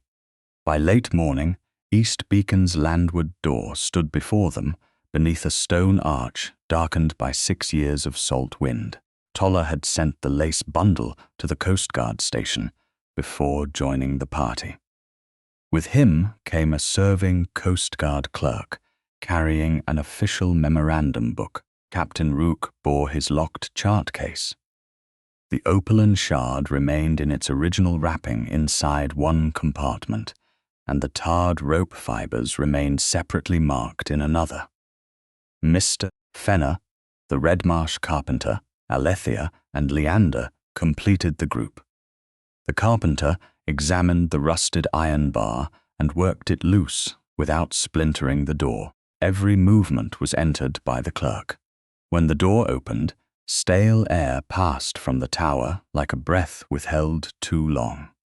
Toller raised a plain oil lamp. Dust covered most of the threshold, but a narrow dark line marked the inner wall near the stair. Soot, Rook said. Recent enough to hold color. The spiral stair curved upward into darkness. Leander stopped at the first step. His right hand closed around the stone rail. Alethea saw the blood leave his face. He remained upright, but the stillness was no longer control. It was memory. No one hurried him. The carpenter lowered his eyes. Fenner stood behind the clerk. Rook looked toward Alethea and then away, granting the moment privacy within witnesses. She stepped beside Leander. You said yes, she said quietly. I know. You don't have to pretend it doesn't hurt. If I stop here, fear decides again. Alethea opened her hand between them. She did not take his. She offered. Leander looked down at her palm. Then he placed his hand in hers. His grip was formal at first, almost too careful to be real. They began to climb.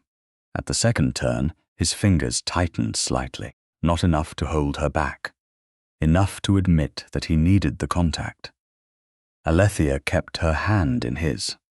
She did not speak Alice's name or promise that the chamber above would release him. She gave him only her presence, chosen and temporary, step after step. The stair was damp near the upper landing. Leander looked down once, and his breath caught. Alethea did not pull him forward. She waited until he moved. When they reached the lamp chamber, Toller raised the oil light. Behind the shuttered lancet opening stood a hinged panel of opaline glass set in a wooden frame. One lower corner was missing. A polished tin reflector had been fixed behind it on a swivel bracket. Fresh soot darkened the lamp socket below. A tarred pulley line ran from the bracket through a narrow shaft in the sea wall. There's the ghost, Rook said. He unlocked his chart case, removed the wrapped shard, and held it beside the broken corner without inserting it. The edges matched exactly. The cloudy surface caught Toller's lamp and turned its warmth pale. Leander released Alethea's hand only when she withdrew it to examine the frame. He did not reach after her. Toller stepped closer. The apparatus remains where it stands. Nothing is removed without entry in the customs record. Rook re-wrapped the shard.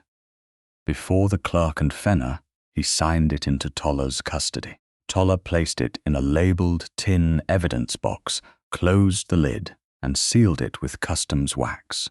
Received from Captain Matthew Rookie at East Beacon Tower, 16th September, 1852. The clerk read aloud as he wrote. Opaline fragment, one piece, matched by visual comparison to missing corner of fitted panel. The tarred rope fibers remained inside Rook's separate compartment. Toller examined the pulley shaft. This descends toward the sea postern, and the hoist, Alethea said. Then the pale light and the cargo route are part of one system. Toller looked at Rook. I want your signal expertise attached to this inquiry. Civilian advisor. Only you advise timing and mechanism. My officers retain command and custody. Understood, Rook said. The carpenter closed the shutters without moving the panel. They descended one by one. Leander walked without Alethea's hand, but he did not stop on the stair. Outside, Toller resealed the landward door under customs authority. The clerk, Fenner, and Rook signed the memorandum. Alethea stood beside her blue lantern in the hard morning light. The tower was closed again, but no longer sacred to fear. This time it had been sealed to preserve the truth. 2 days after East Beacon Tower was sealed, the tide fell low enough for Mr. Toller to take a Coast Guard cutter beneath the eastern cliff. Alethea joined him shortly after, sunrise on the 18th of September, with Leander and Captain Rook. The opaline shard remained in the labelled tin box under Toller's custody. Captain Rook carried the tarred rope fibers in their separately marked packet. Nothing from the tower apparatus had been removed. The landward door remained closed beneath customs wax, and the main mechanism still stood in the upper chamber, exactly where they had found it. Toller held command of the search. Rook judged the sea. Alethea supplied the safe tide window from her calculations. No one confused expertise with authority. The outer shelf will begin covering again within 40 minutes. Toller said, as the cutter turned beneath the headland. We examine what the tide has exposed and leave before the channel narrows. The deepest part should remain passable until 20 minutes past 9, Alethea replied. Toller nodded once. Then 20 minutes past 9 is our limit. Leander sat opposite her in the narrow boat. He did not warn her about the water or offer instructions the Coast Guard men had already given. His restraint was quiet, but Alethea noticed it. He had spent years believing care meant taking control before another person could choose. Now he allowed her competence to stand without placing his authority in front of it. The cutter passed beneath East Beacon Tower. From the sea, the narrow shaft carrying the pulley line appeared as a dark slit in the cliff masonry. A vertical stain marked the stone beneath it. Farther down, the hidden cove opened between two black shoulders of rock. The entrance was invisible from the Redmarsh lawns and difficult to see even from the upper path. A boatman guided the cutter toward a flat ledge where iron staples had been driven into the stone. Toller stepped ashore first and secured a line. He tested the footing before turning back. Safe enough, Your Grace. Alethea followed. Leander came after her, close enough to steady her if she slipped, but without placing a hand at her waist or elbow. The ledge supported the remains of a low wooden platform. 2 beams were grey with age. A third had been cut more recently, its pale grain still visible beneath a rough coat of tar. The receiving platform, Rook said.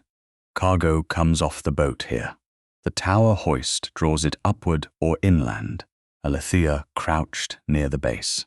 Damp sand had collected where the platform met the cliff. Several boot marks remained, their edges softened by the last tide. "More than one man," she said. Toller bent beside her. "At least 3 different souls. The water has blurred the sizes. Can the marks be preserved? Only in the memorandum. They won't identify anyone." He recorded their position. Rather than pretending, they proved more. Beyond the platform, a screen of loose boards leaned against the rock. The boards had been painted in streaks of green and black to resemble wet stone from a distance. One Coast Guard man lifted the screen aside. Behind it lay a shallow recess cut into the cliff. Empty shelves lined the walls. The air carried tar, salt, and the faint sweetness of spilled spirits. Scraps of packing cloth clung to the corners. A narrow strip of pale lace had caught on a nail. Toller entered first with a hooded lamp. Rook remained at the threshold. Alethea followed only after Toller declared the floor sound. "They cleared it after the warning," she said. "Not completely." Toller pointed to a torn lead seal near the back wall. The crossed mark was visible beneath salt grime. He lifted it with folded paper and placed it in a small tin box. "The same factor's seal as the Marsh bundle," Leander said. "Yes," Toller replied. "It strengthens the warehouse connection. It still doesn't place Sir Ernest on the boat."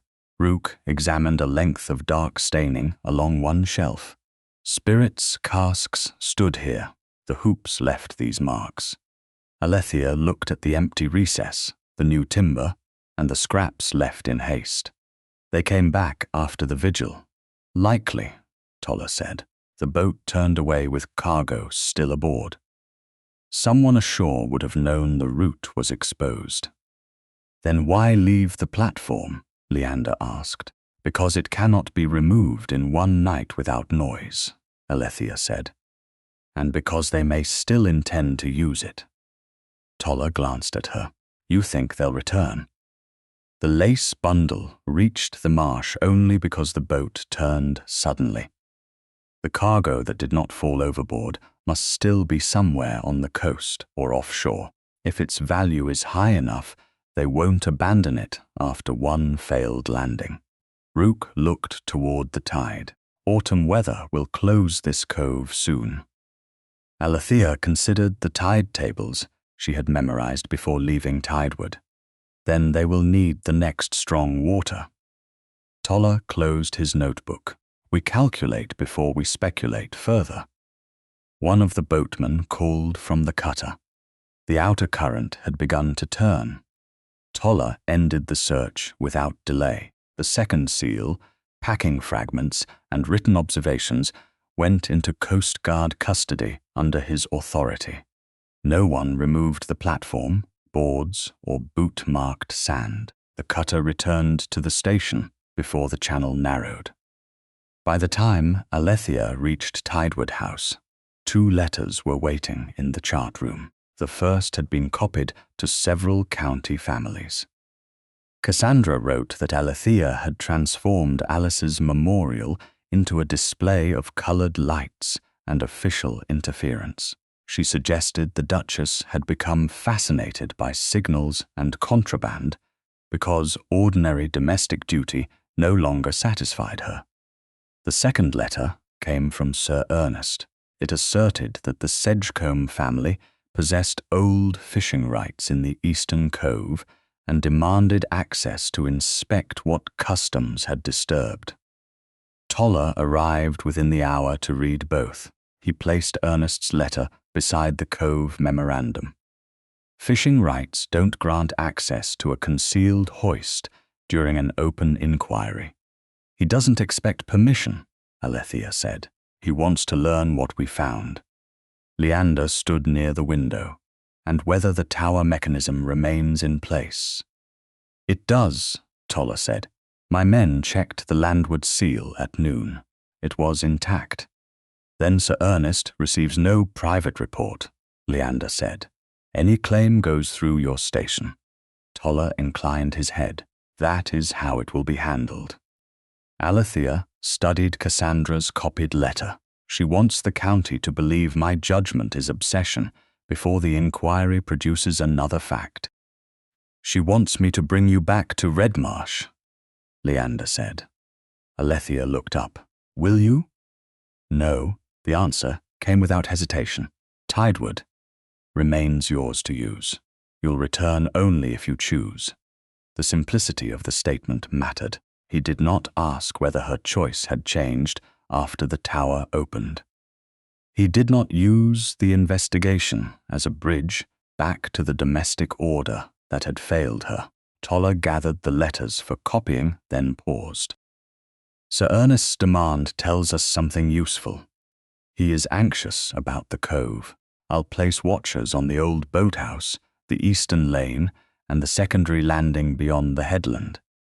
Quietly, Redmarsh servants won't be used. And Cassandra? Leander asked. Observed, not accused. We have a mechanism, seals, and contraband. We do not yet have the hand that operated the light. Over the next 4 days, Alethea and Rook compared every known ghost appearance with tide, moon, and weather. The pattern narrowed. The 29th of September would bring the next spring tide deep enough to carry a loaded craft into the cove near midnight. After that, worsening autumn weather would make the route unreliable. On the evening of the 22nd, Toller joined them in Tidewood's chart room. Leander arrived by calling card and stood beside the table rather than at its head. Alethea marked the date with one finger. If they intend another landing, this is their best chance. Then we watch the cove, Leander said. A visible watch will keep them away, Toller replied. We need them to believe the route remains usable. Rook looked toward the blue lantern near the window. The tower signal must appear to come from the same hand. Alethea closed her notebook. Not yet. We decide nothing until the watchers tell us who approaches the boathouse and where Ernest moves. Leander's gaze remained on her. What do you want me to do? She met his eyes across the chart. Trust the signal before you know whether it succeeds. On the morning of the 23rd of September, the signal terrace at Redmarsh filled with people who had not been summoned to mourn. Harbour trustees stood beside senior tenants, estate officers, and several county families who had attended the vigil 8 nights earlier. The same white lantern brackets remained fixed along the wall, but no ribbons hung from them. Alice's miniature had not been brought outside. East Beacon Tower rose above the terrace, with its landward door still sealed under customs wax. Alethea arrived from Tidewood House with her maid and Captain Rook. Her blue glass lantern remained at Tidewood, where it belonged. Mr. Toller stood beside a narrow table bearing only a written notice and a copy of the Coast Guard memorandum from the vigil. No opaline shard, rope fibres, seals, tide charts, or maps had been brought for display. The inquiry was still active, and no operation would be discussed before a public gathering. Leander waited near the terrace wall. When Alethea approached, he bowed with the formality he had begun using at Tidewood. Thank you for coming. The people who heard the harm should hear the correction. Yes. He did not offer his arm.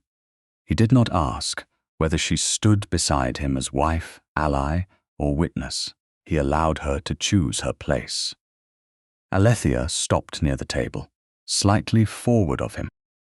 Cassandra stood among the guests in pearl-grey silk, one hand resting on the handle of a closed parasol. Her expression held the composed concern of a woman prepared to forgive everyone but herself. Sir Ernest had not attended. Mr. Fenner announced that the Duke wished to address those present. Conversation faded. Wind moved across the cliff and pressed the hems of coats and skirts toward the sea. Leander stepped forward. He looked first at the tenants and coast watchers, then at the county families, and finally at Alethea. On the 15th of September, the Duchess of Breckland ordered a red maritime warning shown from this terrace toward a vessel approaching the eastern cove. His voice carried without effort. Captain Rook advised that warning. A serving Coast Guard lampman released the station equipment under his observation.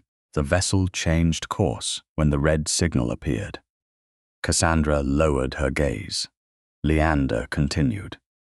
I then ordered the Duchess's private lantern taken into estate custody. I rebuked her before witnesses and stated that the vigil had ended because she acted without my consent. The memory of the sentence passed through the gathering. One woman who had watched Alethea leave that night looked down at her gloves. A senior tenant shifted his weight and did not meet the Duchess's eyes. I was wrong, Leander said. No excuse followed. The Duchess acted on competent maritime advice. Her blue lantern was intact, unlit, and unrelated to the apparatus later found inside East Beacon Tower.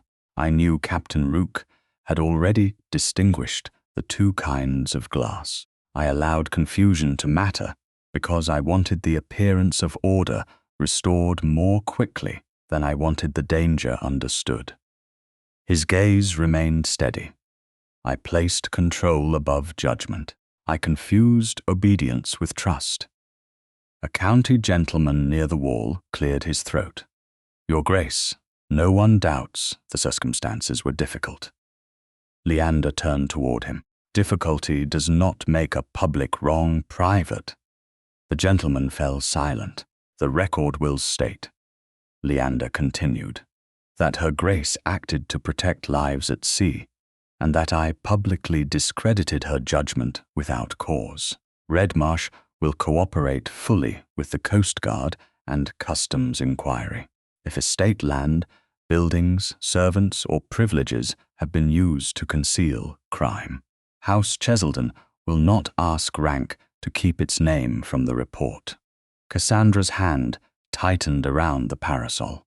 Leander, she said softly, surely no one here believes your house complicit. Belief is not the purpose of an inquiry, but the honor of Redmarsh will not be preserved by silence. The answer was quiet enough to sound final rather than cruel. Mr. Toller unfolded the written notice.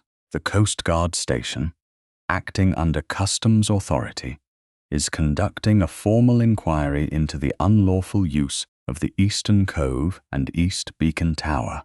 No private person is authorized to enter the tower, the cove recess, the old boathouse, or any related passage without permission.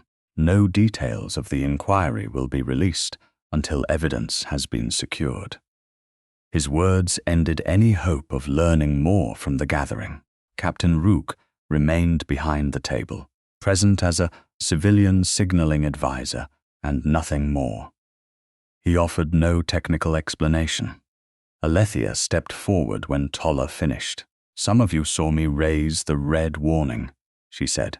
Some saw my lantern taken afterward. I do not ask you to believe my judgment because the Duke has corrected himself. I ask only that evidence be examined by those responsible for the coast, that expertise be heard before rumor, and that no dead person's name be used to make questions improper. Her gaze passed over Cassandra without stopping. Alice Cheselden deserves the truth of her life and death. So do the living people whose safety may depend upon what that tower has been used to conceal. A harbor trustee inclined his head. One tenant removed his cap. The gestures were small, but they belonged to Alethea rather than to Leander's rank.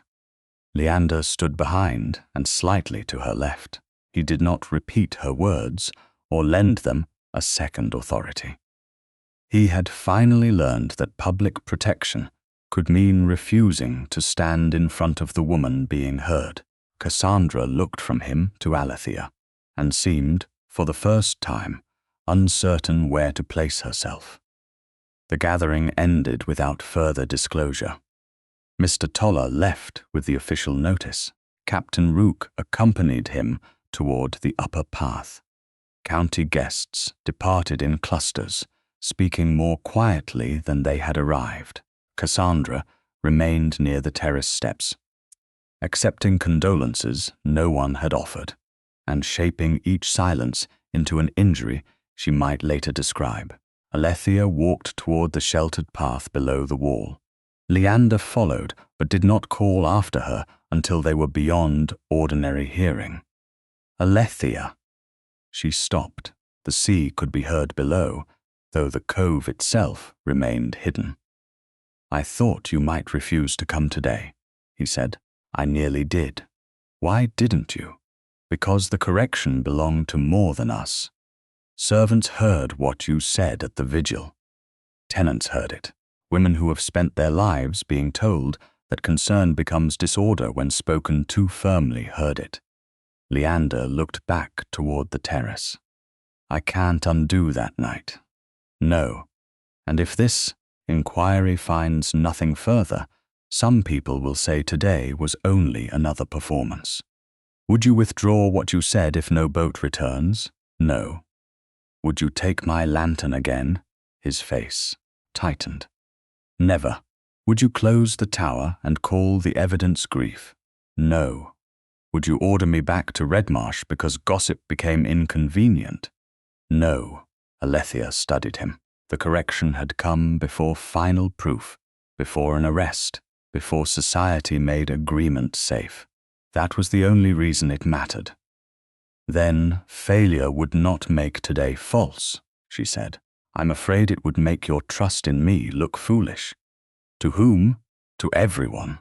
"And would that change it?" He answered after one breath. "No." Something in his composure gave way, not dramatically. His shoulders lowered as though he had been holding himself upright against a judgment she had not yet made. Alethea stepped closer. She chose the distance. She placed her arms around him. Leander went still. He did not close his arms at once or treat the gesture as forgiveness. He waited until she settled against him and rested her cheek against his coat. Only then did he hold her, carefully at first, then with a restrained warmth that did not claim more than she had offered. The embrace lasted only several breaths. It carried no promise of returning to Redmarsh. It did not erase the vigil. It acknowledged that change had occurred before reward. Alethea drew back. Leander released her immediately. His eyes remained on her face. "Thank you," he said. "Don't turn it into a pardon." "I won't. Or a homecoming." "I won't." She believed him enough to leave the moment unguarded. Across the terrace, Cassandra stood beneath the empty lantern brackets and watched them. Her face had lost its practiced sorrow. What remained was not grief. It was alarm. By evening, Sir Ernest arrived at Redmarsh without notice and demanded a room, claiming concern for his missing sister. Mr. Fenner sent a maid to Cassandra's chamber. The room was orderly, but Cassandra was gone. Her travelling cloak, outdoor boots, and the key to the old boathouse had disappeared with her. Leander ordered no household search. He sent a sealed message directly to Mr. Toller. Before midnight, 2 Coast Guard officers had taken hidden positions above the boathouse, and Redmarsh was instructed to behave as though no one had noticed Cassandra leave. By the morning of the 25th of September, Mr. Toller's hidden watch had confirmed that Cassandra had not left the district. A Coast Guard officer stationed above the old boathouse had seen a hooded woman enter shortly after dawn, using the key taken from Redmarsh. She had not emerged by the landward door. The officer had been ordered not to follow at once and not to call out. A second man, concealed farther along the cliff, later observed a lantern moving behind a narrow opening near the lower passage. The light appeared once, vanished beneath the rock, and did not return. She went through. Toller said in the Tidewood chart room, "The boathouse passage reaches the sea postern. We suspected it. Now we have witnessed movement along the route." Captain Rook stood beside the old estate plan, his finger resting between the boathouse and East Beacon Tower. The tarred rope fibers remained in their marked packet inside his locked chart case. The opaline shard remained sealed in Toller's customs evidence box. Nothing from the tower had been removed. "Did she see the watchers?" Alethea asked. "No," Toller replied. "If she had, she would have returned by the landward door or abandoned the passage." Leander stood near the window. "Then why not take her now?" "Because we can prove she entered a boathouse," Toller said. "We cannot yet prove she operated the signal or moved contraband. She may destroy what remains.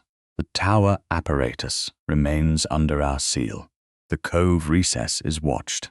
The lower passage is now observed at both ends." Alethea looked at Leander. "If she leads us to the signal route, arresting her early would protect Ernest." His expression tightened. "You think he will attempt the landing?" "I think he has spent years trusting her to tell him when the way is clear." Toller opened a small memorandum book. "There is more. Sir Ernest received a message yesterday from a Southampton carrier. The note was burned afterward, but my man saw the carrier's livery and followed the servant who delivered it."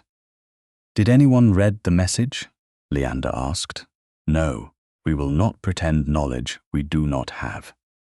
Toller turned a page. "This morning, Sir Ernest hired a trap from outside the estate rather than using a Redmarsh carriage. He drove west toward the fishing hamlet beyond the headland." "The secondary landing," Alethea said.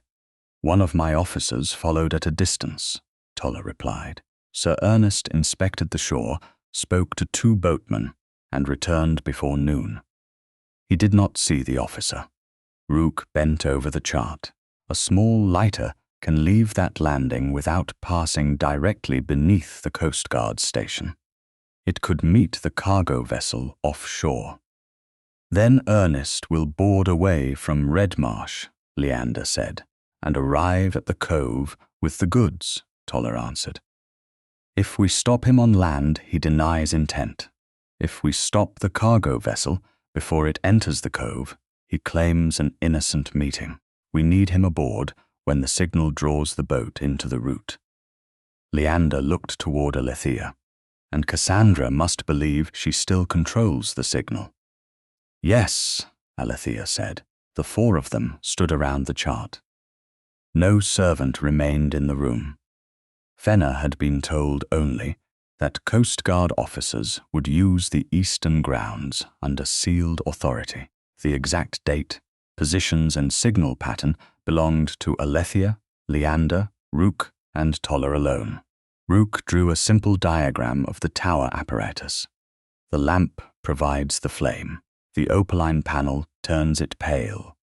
The reflector throws the light outward.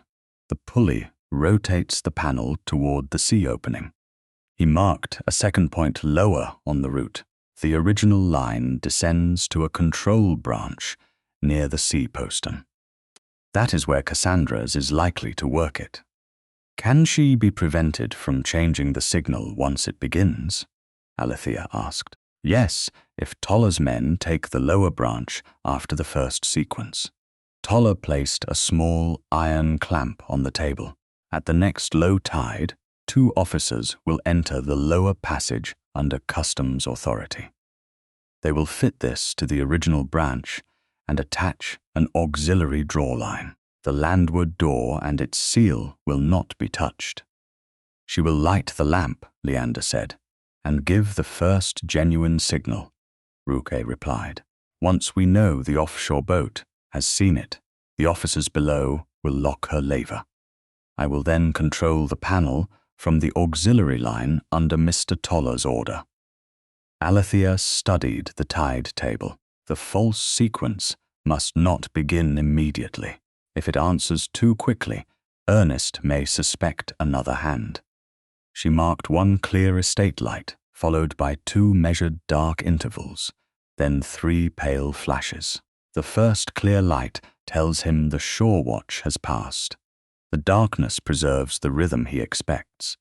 The 3 pale flashes tell him the cove is open. Toller nodded. My cutter will wait without a visible lamp beyond the inner rock. Another boat will hold the outer passage. The officers at the secondary landing will watch Ernest board, but will not interfere unless he changes course. Leander looked at the lower marsh position on the plan. And my part? You hold this lamp, Alethea said. You keep it dark until Captain Rook gives the authorized signal. Then you show it once to confirm the vessel has crossed the final sight line. If I see Cassandra leave the boathouse, you remain at the lamp. If the tower shines before your sequence, you remain at the lamp. If I believe you are in danger on the terrace, Alethea met his gaze. Captain Rook will be with me. Toller's officers will hold the approaches. You remain at the lamp. The old instinct to act alone moved across Leander's face. Then he placed one finger on the marked post. I'll remain. On the evening of the 27th, Leander sent his calling card to Tidewood again. Toller and Rook had already left after completing the operation memorandum, and the chart room held only the soft light of Alethea's blue lantern. She received Leander alone. He entered without papers or estate business, though his eyes went first to the tide chart on the table. The clamp was fitted this afternoon, he said. Toller's clerk recorded it. The landward seal remains intact. Good. He stood across from her. After the operation, do you intend to return to Redmarsh? The question was careful, but hope made it vulnerable. Alethea rested one hand on the table. Homecoming can't be the reward you receive for doing what justice requires. I know. Do you? I'm trying to. He drew a measured breath. Opening the tower did not repair our marriage. Catching Ernest won't repair it either. A crisis can teach me where to stand for one night. It can't teach me how to be your husband when there is no danger to solve. Alethea said nothing, he continued. I'd like to court you. Properly. Not as a duke reclaiming his wife, and not as a husband assuming a church register guarantees affection. And Tidewood remains yours. If I sleep here when I choose, then you sleep here. If I disagree with you before breakfast and refuse, to resolve it by dinner. A faint warmth touched his expression. Then I'll return to the argument without withdrawing affection. If I don't return when you hope, his gaze held hers. I'll wait without making your waiting serve me. The answer was not perfection. It was a promise still awaiting ordinary days. That made it more believable. Alethea stepped around the table. Leander did not move toward her. She stopped close enough to see the restraint in his face. Ask me for what you want, she said. Don't decide it for me. His breath changed. May I kiss you? Alethea raised her hand and touched his cheek. The gesture was gentle, deliberate, and entirely hers. Yes. He bent slowly, leaving her every chance to withdraw. Their lips met with a tenderness that carried more truth than urgency. For one heartbeat he remained almost still. Alethea stepped closer and closed her fingers around the lapel of his coat. Only then did he answer the kiss. His hand rested lightly at her waist and moved no farther. The warmth between them deepened into certainty, not possession. When Alethea drew back, Leander released her at once. No promises beyond that, she said. None you haven't chosen. He looked toward the tide chart. On the 29th, I'll remain at the lower lamp. Even if the tower shines early, even then. 2 nights later, before Rook's first authorized signal was due, a pale glow stirred behind East Beacon's upper window. The pale glow behind East Beacon's upper window appeared 20 minutes before Captain Rook's first authorized signal was due. On the night of the 29th of September, the spring tide pressed high against the cliff, and a thin rain moved across the Redmarsh signal terrace. Alethea stood beside Rook beneath an oilskin cloak, her father's blue glass lantern unlit in a padded basket at her feet. The opaline shard remained sealed in Mr. Toller's customs evidence box. The tarred rope fibers remained in Rook's marked packet. Below them, the old boathouse passage, the sea postern, and the lower pulley branch were under hidden Coast Guard observation. East Beacon's landward door remained closed beneath unbroken customs wax. "She's early," Rook said. The pale light flashed once, vanished, then returned 3 times in the familiar rhythm. Somewhere below the tower, Cassandra had reached the lamp chamber through the sea passage and turned the opaline panel toward the water. Alethea watched the lower marsh station. Leander's lamp remained dark. He had seen the early signal and had not abandoned his post. "Do we answer?" Rook asked. "No. She wants panic to choose our timing." Alethea kept her gaze on the tower. "We keep the intervals." A covered lantern appeared once from the western lookout. It was Toller's confirmation that Sir Ernest had left the secondary landing in a small lighter. A Coast Guard officer had watched him board without interference, then followed at a distance until the lighter met a dark cargo vessel beyond the headland. Ernest was now aboard. The first genuine tower signal had drawn his attention toward Redmarsh. Rook checked his watch. First interval. The terrace lamp remained dark. So did Leander's lower station. Behind the tower wall, Cassandra flashed again, impatiently this time. 3 pale lights came too close together, then vanished. "She knows the tide is turning," Alethea said. "She'll try once more." Far below, unseen officers moved into position at the lower pulley branch. When Cassandra pulled the original line again, the pale panel turned toward the sea. 3 flashes. Pause. 3 flashes. A hooded signal opened briefly near the postern. The officers had seen the genuine sequence. Toller's men closed the iron clamp over Cassandra's control branch. The line jerked once, then held. Cassandra pulled again. The panel did not move. "Now," Alethea said. Rook took the auxiliary drawline installed 2 days earlier under customs authority. At his signal, a clear estate lamp burned once from the terrace. It vanished beneath its hood. Alethea counted the first dark interval, then the second. The silence between lights felt longer than it was. Beyond the headland, a vessel waited for permission. At the lower marsh station, Leander still showed nothing. 3, Alethea said. Rook drew the line. The opaline panel turned. Pale light flashed once, twice, 3 times. It vanished. After the expected pause, he repeated the sequence. A dark sail emerged from beyond the headland and angled toward the hidden cove. The cargo vessel rode low in the water. No mast light showed. Alethea watched it cross the outer rock. Leander's lower lamp remained dark until Rook opened a narrow white signal toward him. Only then did Leander show one steady confirmation light. The vessel committed to the cove. Toller's cutter moved from behind the inner rock without a visible lamp. A second Coast Guard boat closed the outer passage. The cargo vessel attempted to turn, but the tide and narrow channel denied it space. Lanterns opened along both sides. Orders carried upward through the rain. No gunfire followed. The vessel settled against the cutter under Coast Guard control. Sir Ernest Sedgecombe stood aboard among bales of French lace and casks of spirits, one hand near a tarred document case. Toller took the case before Ernest could throw it overboard. Inside lay a warehouse manifest, quantities, landing instructions, and the Southampton factor's mark.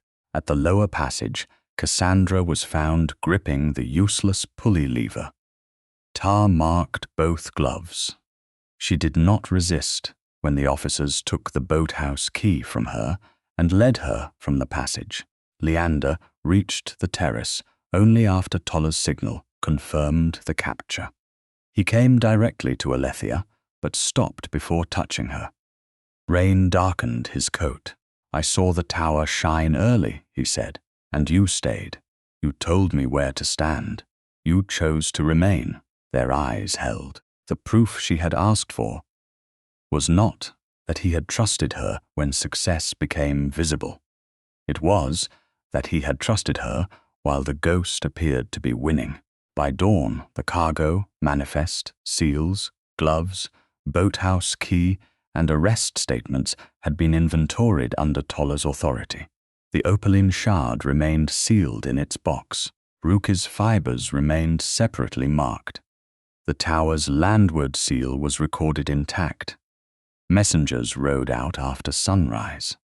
At 11 o'clock on the 30th of September, the county magistrate, harbour trustees, senior tenants, selected servants, and several witnesses from the memorial vigil assembled at East Beacon under clear weather.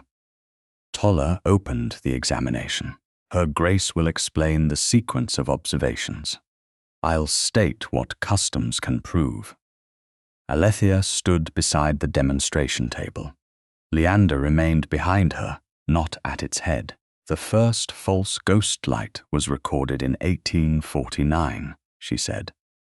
Alice died in 1846. Every later appearance occurred close to high water.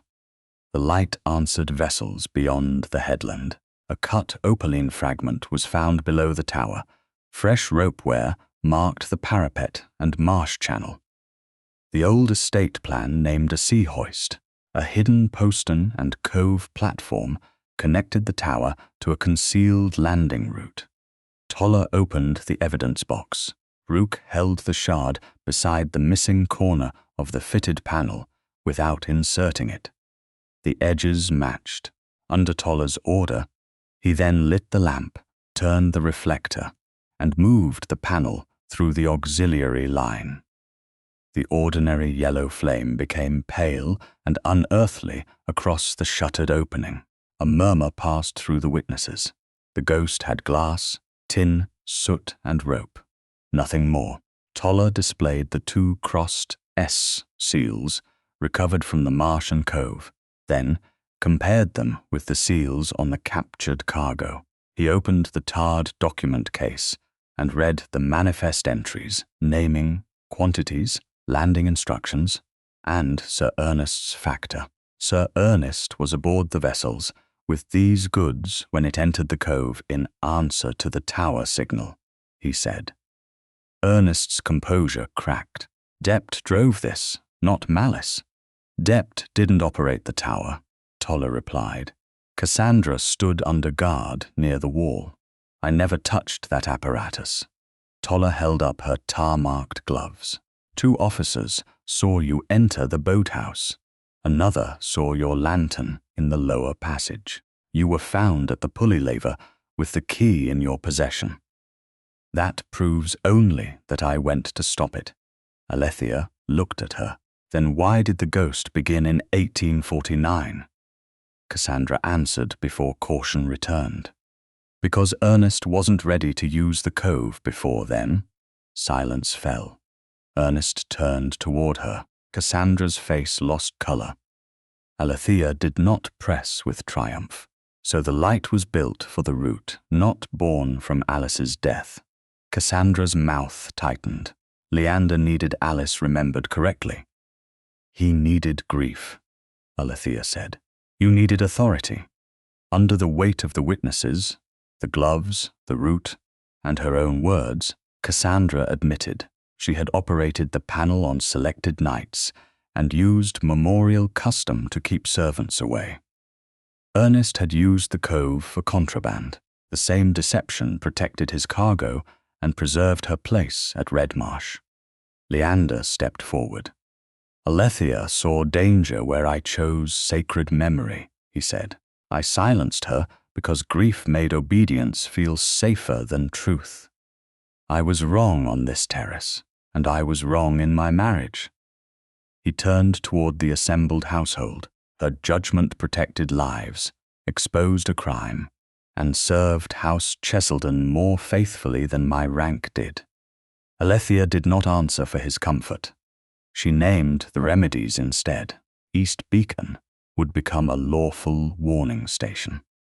The Coast Guard would receive permanent access to the eastern cliff. Servants punished for questioning the ghost would be cleared and compensated. Memorial funds would support coastal lamps and safety repairs. Alice's death would be recorded as the accident it was, without saintly invention or supernatural claim. Toller took Ernest into custody pending proceedings. Cassandra was removed from Redmarsh for further questioning, and the allowance and patronage she had exercised in Alice's name ended that day. When the witnesses had gone, Alethea remained by the terrace wall, watching the now open tower stand in ordinary daylight. Leander came beside her. I love you, Alethea, he said, not because you saved my house, because you refused to disappear so it could remain comfortable. She turned toward him. I love you, Leander, but I won't live beneath your grief, and I won't let love make obedience of me. It never will again. Alethea stepped into his arms. He held her without possession, waiting until she settled against him before closing the embrace. May I keep courting my wife? He asked. Yes, she said, but I haven't promised to come home. Then I'll court you where you stand. 6 weeks after the capture at East Beacon, the coast had learned to trust the tower for an entirely different reason. By the 14th of November, the false apparatus had been removed from the upper chamber under Mr. Toller's supervision and placed in a locked case at the Coast Guard station, where the opaline, shard, reflector, pulley fittings, crossed seals, tarred document case, and cargo manifest remained under official seal pending Sir Ernest Sedgecomb's proceedings. Redmarsh kept only a certified inventory, a measured diagram, and Captain Rook's technical description. No one was permitted to turn evidence into a family curiosity while the law still required it. Sir Ernest remained in custody.